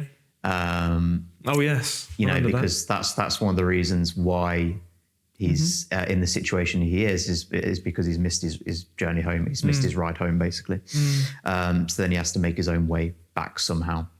Yeah, we had to get a bus for that, and then the bus timings were off sometimes. Yeah, so originally I was going to have a whole scene where it's like he's trying to catch a bus and then he misses it, but that was just completely cut out of the film. It's not necessary, especially when it comes to the pacing. It would have been just taking a bit too long to get to the point, really. And I think not giving that context again adds more mystery to what's going on anyway. 100%. Do you know what I mean? Yeah. Rather than giving people the answer immediately as soon as the film opens. You know? Yeah, I mean, we got another really good shot because obviously we hired a train, didn't we? We hired a train to just come by at the right moment. You know, got the. Well, we didn't hire the train. But oh, you didn't have to say. This is the irony. We didn't hire the train. No, we had to wait. We had to wait a while. Yeah, we had to wait a while. We had to. So the shot in the trailer where you see the train going by above, on the underpass or whatever. Yeah. We were literally just standing by with the camera, just waiting for the train to come by, and then as soon as we heard it, we were like, right, come on, let's go, action. Right. Yeah. But we were waiting, like they came like every 15, 20 minutes. So we're just waiting with the cameras, like when's the train going to. And there's a couple of takes that weren't perfect. And it's like, oh no, we need to get another one. Yeah. So we had to wait another 15 minutes for another one to show up. Exactly. It's crazy, man. It was nuts. And then also we got the shot. So we got the shot, and obviously the cars sometimes drove by. But yeah. So yeah, I mean the things we do for the shot is insane. Yeah. But obviously moving on next, obviously the lighting, the camera angles, you can see it's very sort of cinematic and very sort of what can I say, atmospheric, the style. But I'd like to ask you yourself as the director, how did you approach like the lighting, camera work, and overall mood of the film? Like, what's your sort of aim with that? Because obviously we had Luke here; he's very good with the lighting and mood. But what was your goal with that? How'd you approach the style? I mean, just my overall vision was, right, this needs to be just a very dark, eerie kind of atmosphere vibe that we need to kind of create. Of course. I really like the kind of tungsten kind of lighting with, it worked quite nicely because the street lamps were tungsten, but then Luke set up a load of like additional lights to complement that as well. So many lights actually, yeah. And again, just the red color of that, you know, or orangey red, you know, gets across that kind of like hellish kind of like vibe that I want to go for. Exactly. If you know what I mean. Because the idea again is that Jadon is walking around the streets, but it's like, as far as like symbolically, what this place represents, what he's walking around in, is something entirely more, if you know what I mean. The lighting does bring that. So, and I wanted the lighting to try and reflect that a little bit. I don't know if I'm explaining that very well, but I don't think I need to. No, I think you explained that very well. And obviously I experienced this. Lighting is so important with films. Like we were setting up from the cars to on the street to the canal. We were setting up so many different lights all over the place, sometimes far away, not even, you know, but it all creates an effect. It's really Luke was cool. running around here, there and everywhere. And he was. Like, oh no, I need to turn the dial up by 5%. It's like, oh, come on, Luke, man. the lighting man and cameraman. He's literally the lighting man. Such a perfectionist, but he did an amazing job. He did an amazing job, but it was so funny sometimes because we'd be ready to shoot a scene. And he's like, wait, let me turn it up by 1%. 1% needs to be. It's like, okay, Luke, all right, yeah, okay. Oh, I love that man. No, he's still like, Luke. Yeah. It was there. We love what he did. He's great though. Like the visuals in this film are fantastic. So yeah. Exactly. Yeah. Okay. So obviously now we've talked about the camera mood. I do realise that right now we're still sort of, you and the music composer are still sort of discussing what sort of music you want to use in the film. We've had a teaser of what sort of music we're going to get, I guess, in the trailer? What kind of music? As far as like maybe the tone and the vibe, yeah. Yeah. But yeah, so obviously that was like royalty-free music that I've used for the trailer, and I think fits the tone quite well. But I have said to the composer, and she's experimenting with a lot of stuff at the minute. It's very like very much piano, kind of like heavy, and again quite spiritual for the most part. I want it to be like a spiritual kind of atmospheric, yeah, and something that's a bit out of this world, I like in a that. sense, symbolic of that. So yeah, I'm liking what she's doing so far. Just originally, I kind of pitched it as more like horror kind of elements with the score, but the more that time's gone on, the more I've said to her, no, lean into the spiritual kind of atmospheric kind of score, and I think that's going to work very well in the final film, and particularly for the ending. Exactly, and that's what's so good about the film is that we're actually making, or not me obviously, but your composer's making her own music for this film. We've got your own music coming out with it. It's not like you just got it off like a royalty-free thing for the actual film. Yeah, which I think is so much better. It's so much easier because you can get a composer to literally complement and match the footage on screen rather than trying to find something that's royalty-free that's been made for another purpose, you know. Exactly. So much better. Yeah, I mean, 100%. Obviously, now moving on to sort of the last sort of behind-the-scenes questions. We're all the fun ones now. So, because obviously it was filmed all at night, there was many unique difficulties that came along the way with that. We have already briefly touched on the gangs and but I'll say a few funny things that have happened, particularly with filming at night. So the question is, what difficulties would you say to other people trying to film at night would it bring? Well, I think most of it's curiosity, because we had so many people coming up to us being like, what's the film? And there was one time when we were shooting on the Canal and there was this really curious lady. And I don't know what was going on with that, because she started getting into like a 10-minute conversation with you or one of the team members talking about a rare animal that had been spotted in the water. Do you remember that? She's just a very weird person. So this was somebody that was living nearby, and she's like, "Oh, what's going on here then? Because I live in this area and I need to know." So, you know, because we were technically like in her kind of neighborhood or whatever, we couldn't just tell her to go away. Do you know what I mean? So we kind of tried to nicely get her out of the area so we could continue filming. But it's stuff like that I just can't really be doing with, you know, people that I know it's like interesting. People like walk by and they're just like, "Oh, what's going on here," sort of thing. You know, so they want to stop by and ask them whatever. But like, I'm right in the middle of like trying to film, film something and get a really important shot, and it's like I want you to stay in the zone as the character and whatever. So when you got people coming over and interrupting, be like, "Oh, what's going on here then, lads?" I'm just like, "Oh, get lost." You know what I mean? It's just really annoying. But to be fair, because we were shooting in a public area, those are just things that we had to deal with at the time. Thankfully, it wasn't too bad. But we had a couple of occasions where we had to stop, and people were just like, some people messed up some stuff. But and again, because it's Brummie, some of those people are just very weird. You do find some weird come across some weird people in Birmingham. Just leave me alone. But there you go, Birmingham. That's just like covers that then. I mean, the last sort of question regarding the behind the scenes sort of moments are, like, the difficulties would be, was there any like particular moments that we were filming at night that were like stressful or like funny or unforgettable in your mind that you have? Like, do you remember any behind the scenes moments that were like, "Oh, that was funny"? I've got one. I'm gonna tell you now. I think I know which one you're going to talk about as far as like funny stuff. So go ahead. Well, it wasn't funny. It wouldn't have been funny if it happened. It's funny looking back on it. Yeah. So this is the one I'm talking about. Is we're shooting by the canal, and obviously when you're shooting a film and like someone's walking usually towards a camera, when you see a camera facing someone and they're walking towards the camera, is that called a tracking shot? Tracking shot. Tracking shot. So I remembered, and usually you get people to spot the cameraman, which is where, if I try and explain, from what I've learned, is the cameraman obviously is filming you on a gimbal, and then you got 3 or 4 members at the back, literally walking behind you, guiding you, so you don't fall into the water, or just trip over, you know. But at the time we didn't have any of that. We were doing a quick test. And it was just the cameraman, Reese, and he was holding his gimbal and he was going back. And obviously I was acting, we were filming me walking down the side of the canal.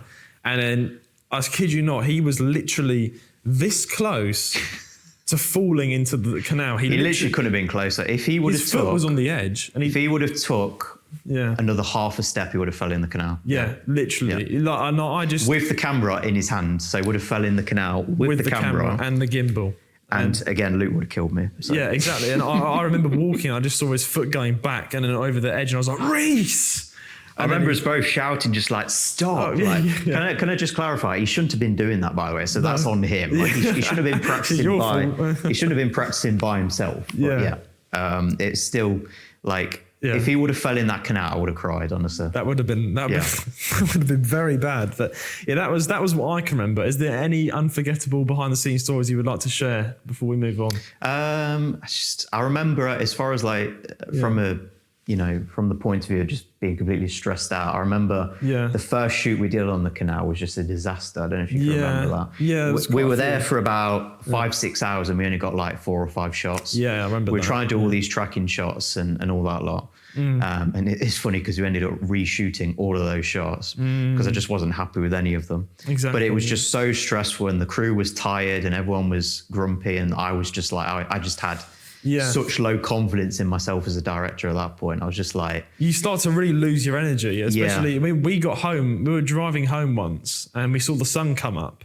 And we got home and the birds were tweeting and the sun was up in the air. It was like, that was depressing, man. Yeah, on the drive home on the motorway, we just saw the sunrise and it was so depressing. Yeah, that's what we went through to get this film out. That's what we went through, and that's what I mean. But in the end, all the hard work was worth it. And there's many other. There was one last moment I'd like to add, which was quite funny. There was quite a few running scenes that you'll see in the film. And then one of them is where I'm running into a car park, and I won't say what exactly it was. You'll see it in the film. But I was in the car park. Now, Lewis, you're a very, like the realism director. You're a realistic director. You want the realism. Like, right, Judah, get a run up. Right, I want you to run. You need to appear out of breath. You need to be running. It needs to be realistic. Yeah. Right. So you need to have a run up to make it look realistic. Yeah, exactly. You need to have a run, which is valid. So what I had to do is I had to start all the way away from the set, away from the crew. I had to start somewhere far away and just be like this. Ready, like on my marks, get set, go sort of position. Well, I say action. But and then obviously I hear I have to wait for Lewis to go action. Yeah. But what was embarrassing was obviously I'm just like this, ready to just pelt it down the street into the car park where the camera is, and there's these people walking past at 1 a.m, I don't know, and they just see me like this. I'm like, don't mind me, I'm just ready to go. Is that what you said to him? No. I was going to say. I completely ignored them. But don't mind me, I'm just ready to go. I just felt the stare in the back of the head. But yeah, that's what I can remember. Yeah. There were many moments, and I think if we see a couple of those running shots in the in the trailer, and there's the main poster as well. We've got the shot of you running with the car in the background. That's the poster, and that's such a cool shot. I'm really happy with that particular shot. He did a great job of sprinting towards the camera in that shot. Yeah, exactly. I mean, this is this is the last sort of segment we talk about behind the scenes. You've just reminded me that was a very sort of important scene when I was. Is it the opening scene? I believe of the it's the opening shot of the film. Yeah, yeah. I'm actually running towards the camera, and that to you guys is just me running towards the camera. But no, it was a lot more than that. It was like I had to do different speeds. We had to do several different takes, and it was a long way to run as well. I had to run a very long way on very slippery cobble pavement. So I was like, if this goes wrong, I'm smashing my face in. I really made you sprint as well because I wanted it to look as realistic as possible. Because there's a few takes where it just looked like you're on a casual jog at night. Yeah, it's like, that's not going to work very well. You really need to run. Sprint. Yeah, and then I was like, what if I fall down? But I was like, no, I need to get this realistic. And obviously, we did the first one. I was out of breath. I'm asthmatic, so I was like off the inhaler. And then Lewis was like, "Can you go a bit faster?" I'm like, "Okay, right, fast." I bet you must have been right peed off of it. Can you go a bit faster? Is that all right? So I was like, right, I need to improvise here. I need to make this look really, realistic. So I just thought Jurassic Park. I remember you telling me this. Yeah, I was like, right, this is not going to be temporarily. I am now running away from a Tyrannosaurus Rex, and that's what made the final cut because I was like, right, get into the moment. There's a Tyrannosaurus Rex behind me. Run. Hey, look, I don't care, whatever works for you. As long as I get the performance. That's and then I pelted it down. I was like, Yeah. And that worked, you know. You got and it's a great shot, and it's a great still for the poster as well. It's so there good. I love it. With the car in the background and the light. 100%. It was an amazing shot, and there you go. If you're wondering why I ran so fast, it's because there was a T-Rex behind me. And again, it's such a great way to open up the film rather than the bus scene, which I was originally going to do, because you'll watch that and it's just like, okay, what's the context of that? Exactly. You know, so it's great. It's a great way to open up the film, I think. 100%. Right. So now we've kind of touched upon like the behind the scenes stories, and there's many more, but if we kept on talking about them, it would take forever. So that's some of our favourites there for my you. producer's telling me to hurry up with this interview. So, our producer's like, tick, tick, so we're almost done. Sorry, am I dropping you in it there, Mads? Shout out to Mads. Mads behind the camera. All right.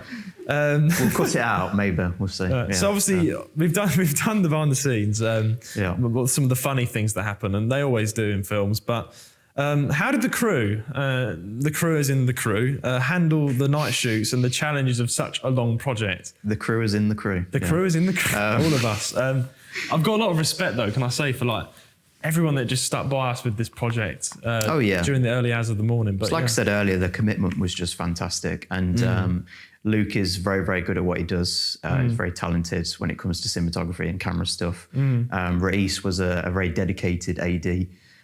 Renee, she started out as the AD, but then again, the project changed over time, and it's just like she was a bit more comfortable working as an AC, so then she transitioned into that role instead, and she did a fantastic job as far as all that. So those three in particular, you were there a lot. You know, very, very committed, dedicated, and did a fantastic job with everything. There's other people that dropped in and out of the project. Over the 3 years, we had so many different people that came in and out, didn't they? Yeah, just because of how long we were shooting it for. Yeah. But I'm thankful to all the crew members, and you know, none of the shoots were smooth and perfect. Not that any shoot is, but at the end of the day, we got everything that we needed, and that's the main thing. Yeah, and I mean, the only way I handled it was drinking 4 cans of cola and a flask of coffee. That's how I did it. I was a bit worried on the night. But I was just like, okay, if that's what you need. That's what I need. I mean, if you're going to be acting, as most actors would relate, it's very energy consuming. I needed the energy. So directing as well. You should. It's very draining. It's draining. Yeah. So, and especially when you're doing it at like 2:00 in the morning as well. Yeah. So it was lots of caffeine that got me through. I don't know about you. You had some coffee. It got us through, Got us through. But so, all right, this is quite a funny one. So was there ever a point during the whole 3 years of this that you ever thought this film might not get finished? This might not come out. I might give up. Every single shoot? Yeah. Yes. Yeah, honestly, there's multiple times where I wanted to give up on it, especially like early on. Like before we had that break and I kind of reworked the script a little bit. And improved it massively. I especially wanted to drop it then. Yeah. But just the whole time I was just like, no, we've started something, let's finish it. I'm too stubborn to just kind of drop this. The only way I would have dropped it is if like, again, the whole glasses situation, if there's like something that's a deal breaker, then I would have finally just gave in and said, okay, it's not meant to be. There's many moments where I think, we thought we wasn't going to get done. And that's why it's that the fight was real to get this done. And it's definitely, man. It was like when we actually said like the last ever shoot and right, that's it. It was just like, whew. I can't tell you how relieved I was. It's just like passing your exams. The biggest weight off my shoulders ever, because we've been filming for so long, and it's like, wow, we're finally done and we got all the shots. Like, I can't believe it, I mean, So we had a nice little Mackie's celebration after that. Yeah. Me and Luke and Reese. I think I just took you. I just went straight to bed. You went straight to bed because it was like 4 in the morning. But sleep. But no, I didn't want to give up on it because I know that this film has a lot of potential. It's very unique. It's different. It's going to stand out. Again, I think it's a very interesting story. I'm interested to see what other people think, but I think it's definitely a standout. And there was one particular shoot we did in the car park where you and James were there, and this was like maybe like halfway through us filming everything. Every other shoot up until that point, there was just massive problems, massive issues, and I was just like, oh, I don't know if this is worth it. But when we did that shoot in the car park, and just seeing your performance and how well James did as well, and just how that was probably the smoothest shoot that we did. So that was the most, I was going to ask you, what's the most memorable shoot for you? That was probably the most memorable shoot because we got it in one take. That was the turning point for me. Yeah. Wow. yeah, you're talking about that shot of the car that we got in one take. That was fantastic. Like I was expecting to do like 2 or 3 takes of that. One take, done. We got it in one take, and I was just like, great, let's move on then. Yeah, exactly, yeah. Just how well the performance was, because again, at that point, you just got it. You just got the character so much better. That's when I gripped it. And the crew was really on the ball, and the shots were fantastic, and everything was just going really smoothly. And at that point, I was just like, let's do this. Right, let's keep this up and let's keep this momentum going. And that momentum kept going, I think, you know, the next shoot we did, and then the shoot after that, and the shoot after that, until we finally wrapped. We did, yeah. So that shoot in the car park was 100% the turning point for me. Exactly. That's what kept you going when you realised this is what's worth it. Yeah. So how did this challenge you personally as a director and as a person? I'm sure that during the 3 years, did this like challenge you personally? You know, your mental health maybe. You know, how did it challenge you? Yeah, I mean, it was stressful, really stressful, and very tiring, and a lot of work. But I'm a much stronger filmmaker now, like in terms of my work, but then also like mentally as well. Like bit like Jadon, who, you know, needs to go on to believe in himself a little bit and trust his instincts and stuff like this. I wasn't at that point when we first started the project, but now I am. Like you know, and it's not about being arrogant about it, but it's just about having confidence in what you do, trusting your instincts and sticking to your guns, really. Because again, I said it earlier, like I hear feedback from people and whatever, but it's like, no, I just want to stick to what I feel is right. And I've done that so far, and that is working out. It's working, yeah. You know, so it's powerful. Don't give up. Yeah, I just want to, I hope, again, that momentum continues as far as me just being confident in what I do. And I'm sure it obviously grew you as a director as well. The experience, the late nights, it's given you a lot more experience behind you. Oh, yeah. And it's like, you know, I remember when we were talking about last December, heading into that, I had like no experience. So therefore, when we went to do such an ambitious idea, it just like, I didn't crumble under the pressure, but it was like a massive weight on me. Whereas this whole experience with There's Something About You, like, I'm not going to get a more tougher kind of project anytime soon. And if I can get through this kind of project, you can get through anything. I can get through any project. And I think that really helped me for my most recent one, because I've done another short film since There's Something About You. And on that, I was just comfortable in what I was doing. You know what you're doing. You know, yeah, you've been through most of it. And again, this project has helped me to get to that point. That's powerful. And then the last question for you on this topic before we close off is, looking back though, is there anything you would have done differently with There's Something About You? I could say that we could have finished it sooner. I could always say that. Yeah. I could always say, well, I wish I had the final draft 3 years earlier than what I did have it, because again, the script was just different when I first started. Yeah. So there's always little changes I could say that I'd like, and maybe some of the shots could have been a little bit better, performance could have been tweaked here and there. But for the most part, I wouldn't change it, because again, it's a project and an experience that has helped us all grow. It's helped you grow as an actor and as a person. It's helped me grow as a director. It's given me much thicker skin. Oh yeah, I think 100%. And it's same here with me. Like, I feel like there's always, as an actor, I'm very sort of hard on myself. I'm always like, I look at something, I'm like, I could have done that way better. No matter what, I'm like, oh, this, that. But I need to learn to sort of trust the process. And, you know, I worked hard for it, relax. It's so easy as an actor or director, you can relate to be like, if you worry too much about the performance and I should have done that better, I should have done this, you won't get anything done and you won't be proud of anything you do. You need to, you know, trust the process, do your best, and then be like, okay, we did well on this, you know? Yeah, I mean, it's good, like the inner critic, so to speak, within ourselves. Like, we want to be ambitious and we want to, you know, strive for our best, but it's not to the detriment of like us putting ourselves down as people. Do you know what I mean? It's always got to be productive criticism, you know, constructive criticism, what I should say. We're like that with other people. That's how we should be. We should learn to do that more with ourselves as well, I think. Completely agree with that.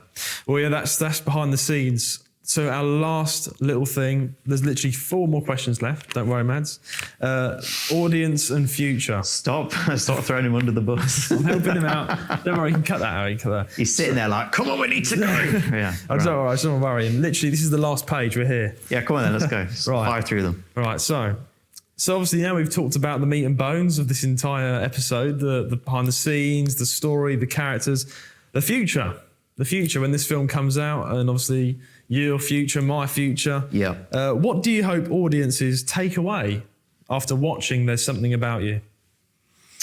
It's quite interesting. I think again, there's, because of how the film's going to be and the experimental kind of style of it, there's multiple things you can take away from it. But I hope it's the main thing I like to get across is, again, the more kind of personal aspect. 100%. In terms of again, just having more confidence in yourself, basically.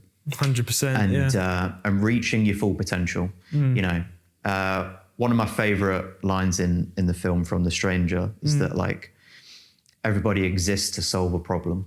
So, like, what does that mean? I like that. If you think about it, though, it makes... So in the original script, if you remember, it's like everybody exists to, you know, to live out their purpose, or it was something like that. Everybody has a purpose. It was something like that. You changed a lot of how it worded to make and it I reworded it to make it sound more cryptic and not quite as cheesy, you know. But that is what I'm trying to get across, really, is that everybody's got potential. Everybody's got a purpose. Most people kind of go through life and they don't reach their full potential. And that's kind of sad to see. But The Stranger tries to encourage Jadon to, despite the low opinion that Jadon has of himself, you know, The Stranger is trying to point into a higher way of thinking. 100%. And if hopefully that comes across in the film, and hopefully that speaks to people, and that's the personal aspect that I've injected in. So I hope that that really engages with people, basically. And that, again, the character of Jadon is relatable, because the Stranger is intentionally not supposed to be relatable. But I hope that Jadon is, you know, that's the whole purpose. Relatable. Really. Yeah. My advice as the actor would be to watch it, and I mean that, like, watch it carefully. That's what I would say. Pay attention to what's being said and what's being shown on camera. Yeah. So when I say watch it, just watch it. I mean, when I say watch it, like, watch it carefully, pay close attention to it, and you may discover something more than just a film, you know? Yeah. Deeper meaning. I hope so. There's something about this film. Yeah. Something about this film. Something about you. It's become such a kind of like little joke in a joke with me and my friends. Like, you know, we always say, you know, there's something about you. Yeah, there's something about you, isn't it? So obviously, you're the director here. Do you have a favourite scene in the film? Obviously, I've not edited the entire film. Yeah. But the stuff we did on the Canal is fantastic. Canal, yeah. So there's that, and I think just the ending. I think the ending will be the peak of the film. I think, as far as like the Stranger's monologue, and then the music in the background, and then the way that all the footage is going to be edited together.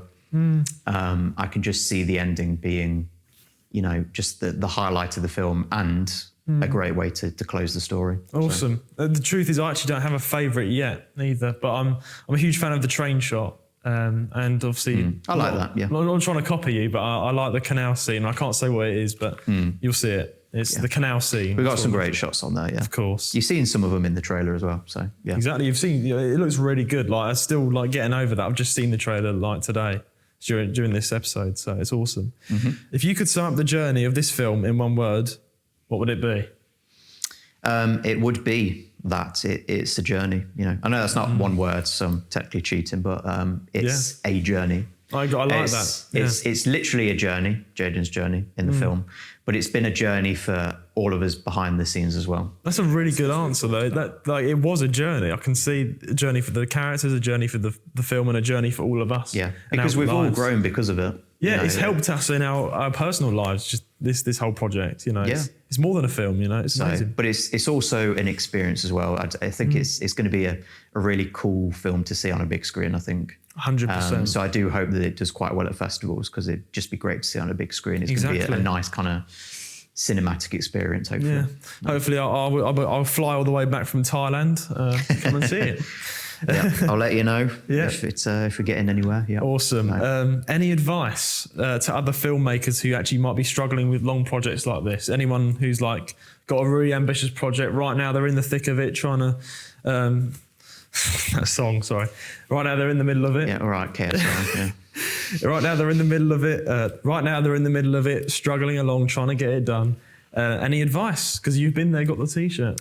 I think it depends what you're doing. Like, because I could sit here and say, oh yeah, definitely stick to your guns and do it. It depends the quality of the project, if you want me to be completely honest. Like, not that I'm bragging and whatever, but I knew that this story had potential. And especially the more that the project went on, I was just like, yeah, we've got to finish this, man. Like, despite how difficult it is, it's going to be such a unique film. Exactly. You know, so if that's the way you feel as a filmmaker, as an artist, you know, and you feel like it's got potential, absolutely stick to your guns and finish it till the end. You know, and even if it's not perfect, like this isn't a perfect film. Yeah. There's little things, you know, that you look back and it's like, oh yeah, I could change this, change that. But as an overall kind of package, I couldn't be much happier really, because there was so much going against us with this film. So just the fact that we've even wrapped it, it's a miracle. Like, we've even wrapped it, to be honest, with how long it's taken us, all the health and safety stuff, you know, crew members coming in and out, just like everything, you know, just how ambitious this film was. Yeah, the fact that we got it done is just incredible, really. You know? It's ecstatic. It's amazing. So, but yeah, definitely, if that's how you feel as the artist, you know, then definitely be stubborn, like I was, and see it through to the end, 100%. Awesome. Yeah, don't give up. So obviously closing. When will the film be released? Where can we watch it? So again, I hope to release it or submit it to festivals. So it would be kind of showcased there like early next year. Yeah. And then as far as like when it will be free online, I couldn't tell you. Yeah. Like last Probably December, some point next year. Last December is still on a festival route, and we finished that over a year ago, and that's still not public. So I couldn't tell you when the film's going to be available. If you want a private link, let me know. Don't worry, I will let everyone know on this. Obviously, this podcast know that when it's out. When it's out publicly, because it's got to go through the festivals first, obviously. We'll see how it does there. It's not a guarantee that they'll get in. Yeah. But I think that's the best way to experience the film, though, as I say, on a big screen like that. So awesome. Yeah. Last question, Lewis. Yeah. Last question. All right. This is the last. This guy, man, honestly. Go on then, last question. So, have you got any more projects coming up?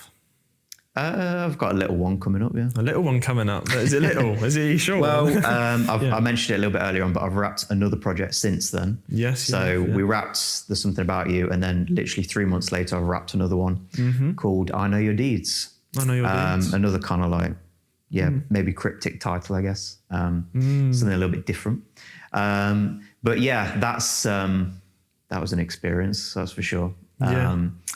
I don't want to say too much about it, but it's easily going to be my best film so far. I mean, I know I've only done 3, but like. What about my one? I thought mine was the best. I love this project, don't get me wrong, but from a story point of view and a character point of view, I Know Your Deeds is going to be a game changer, I think. I'm going to see. I can't wait to see this as well. Yeah. But this project is 100% like this. You know, both projects are special to me in different ways. Of course. So we've got Last December that's out now in film festivals. Yeah. We've got There's Something About You, and then I Know Your Deeds. Yeah. Which will hopefully be released early next year as well. Next year. Nice. And just to kind of tease that as well, I guess, as far as like what that is about. It's about a content creator who has ended up going mainstream, become very popular. And as a result, he is being stalked by a group of people and being harassed by them for years and years, basically. That's the context, the background of the story. And eventually it gets to a point where like he wants to confront his cyber stalker. So they agree to meet in person. And the idea is that this guy ends up being a bit of a psychopath, to say the least. He's got a hidden agenda behind everything. He's not just your typical kind of troll online or whatever. Like there's a reason he does what he does, basically. And he forces Jacob to face his inner demons. Wow. Essentially. And he forces him into confronting his real self, as I will put it. It's a very, very personal story. It's a very dark story. It's more personal than There's Something About You, like a lot more. It's like it touches upon subjects that we kind of shy away from in today's culture. You know, but that's what makes it, you know, such a special film, really. It's a very tragic film, especially with what happens to the main character, Jacob, who is the content creator. What happens to him at the end is very tragic. And it's almost it's because I'm editing the film at the minute, it's hard for me to watch it. Wow. A little bit. Wow. Especially because the main actor, Matt, is one of my best mates. This is that big, yeah. And what happens to him is just very tragic. So yeah, it's got a really big emotional pull on this next film. 100%. Like this, it's emotional, it's shocking, it's tragic. You know, and Matt's performance, especially in the film, is just. It's just going to be a game changer. Yeah, shout out to Matt. This is the film where I've gone all out with like all of my films, like, you know, kind of present, okay, this is what I have to offer as a director. But I Know Your Deeds is like the one, the big one. The big one. 100%. Yeah. And it shows how much I've kind of grown and developed my skills as a director as well and as a writer. I'm looking forward to it. Yeah, that's awesome. I mean, yeah. I mean, guys, it's going to be a really cool journey to see how you grow as a director. Obviously, I'm someone who's also trying to grow in the industry, doing my own podcast, doing acting jobs. And it's been great to work alongside you, Lewis. It's been awesome to obviously be on a project with you. Obviously, you're my friend as well. He's my friend. We are friends. We've known each other for a little while now. We have indeed, before the project. We have. So we're friends as well. So it's been awesome to actually work with you in that setting on the film. And yeah, I'm really excited to see the future of the films and the future of Lewis Smith. And if you guys obviously want to see Lewis Anthony Smith, he really wants the middle name. Just make sure. It sounds better as a director. Do you know what I mean? Rather than Lewis Smith. Yeah. Lewis Anthony Smith. Lewis Anthony Smith and Judah Daniel Terry. Just saying my middle name. Yeah, well, I'll leave it as Judah Terry. Yeah. Oh no, Daniel, come on. Is that how you want to be credited? Nah. Just have the Terry, you know. Just the Terry. Just the Judah Terry. So obviously, if people want to see about your projects in the future, they can go and follow your Instagram, which will be linked in the description. I believe you're quite active on there. Yeah, I'm always teasing like my film projects on Instagram. As far as like, you know, what's to come, what I'm writing, what I'm editing. You know, last December's got into its 10th festival or whatever. Yeah, every time I check your story, it's like, the last December. Oh, it's another. Last December's in another festival. Another one. Post some else, Lewis. You know what I mean? It's like the last December. It's like the first few times I saw the festival, I was like, oh yes, let's go. And now it's just like, now you just expect it. It's like, it's got into another one. Great, you know. It's another one. There'll probably 10 more after that. I don't care, man. I'm milking that. Yeah, buzzing. I bet you're buzzing after that. The film's doing so well. Let's just hope there's something about you does that well. Yeah, definitely not biased. I hope both of my next two projects go. Yeah, I'm very excited. Well. And it's been a pleasure, Lewis, to interview you for your second film. And hopefully, I think we've been talking that we do this, for a few more films that you do, you know? Absolutely, man. Yeah, thanks for having me. Appreciate it. No worries. Thanks for coming on. Anyway, guys, it's been a good episode. I hope you're having a great day wherever you're watching. Do check out Lewis in the description down below. We'll link his Instagram, where else you can find him so you can follow his projects and support him. Please go and do that. Until next time, it's a goodbye from me. And it's a goodbye from me. We're doing the two Ronnies. Yeah. You remembered this time as well. Yeah. Not last time, didn't I? Exactly. Not last December, but yeah. Yeah, goodbye. Right. Thanks, guys. Thank you. Thank you. Take care.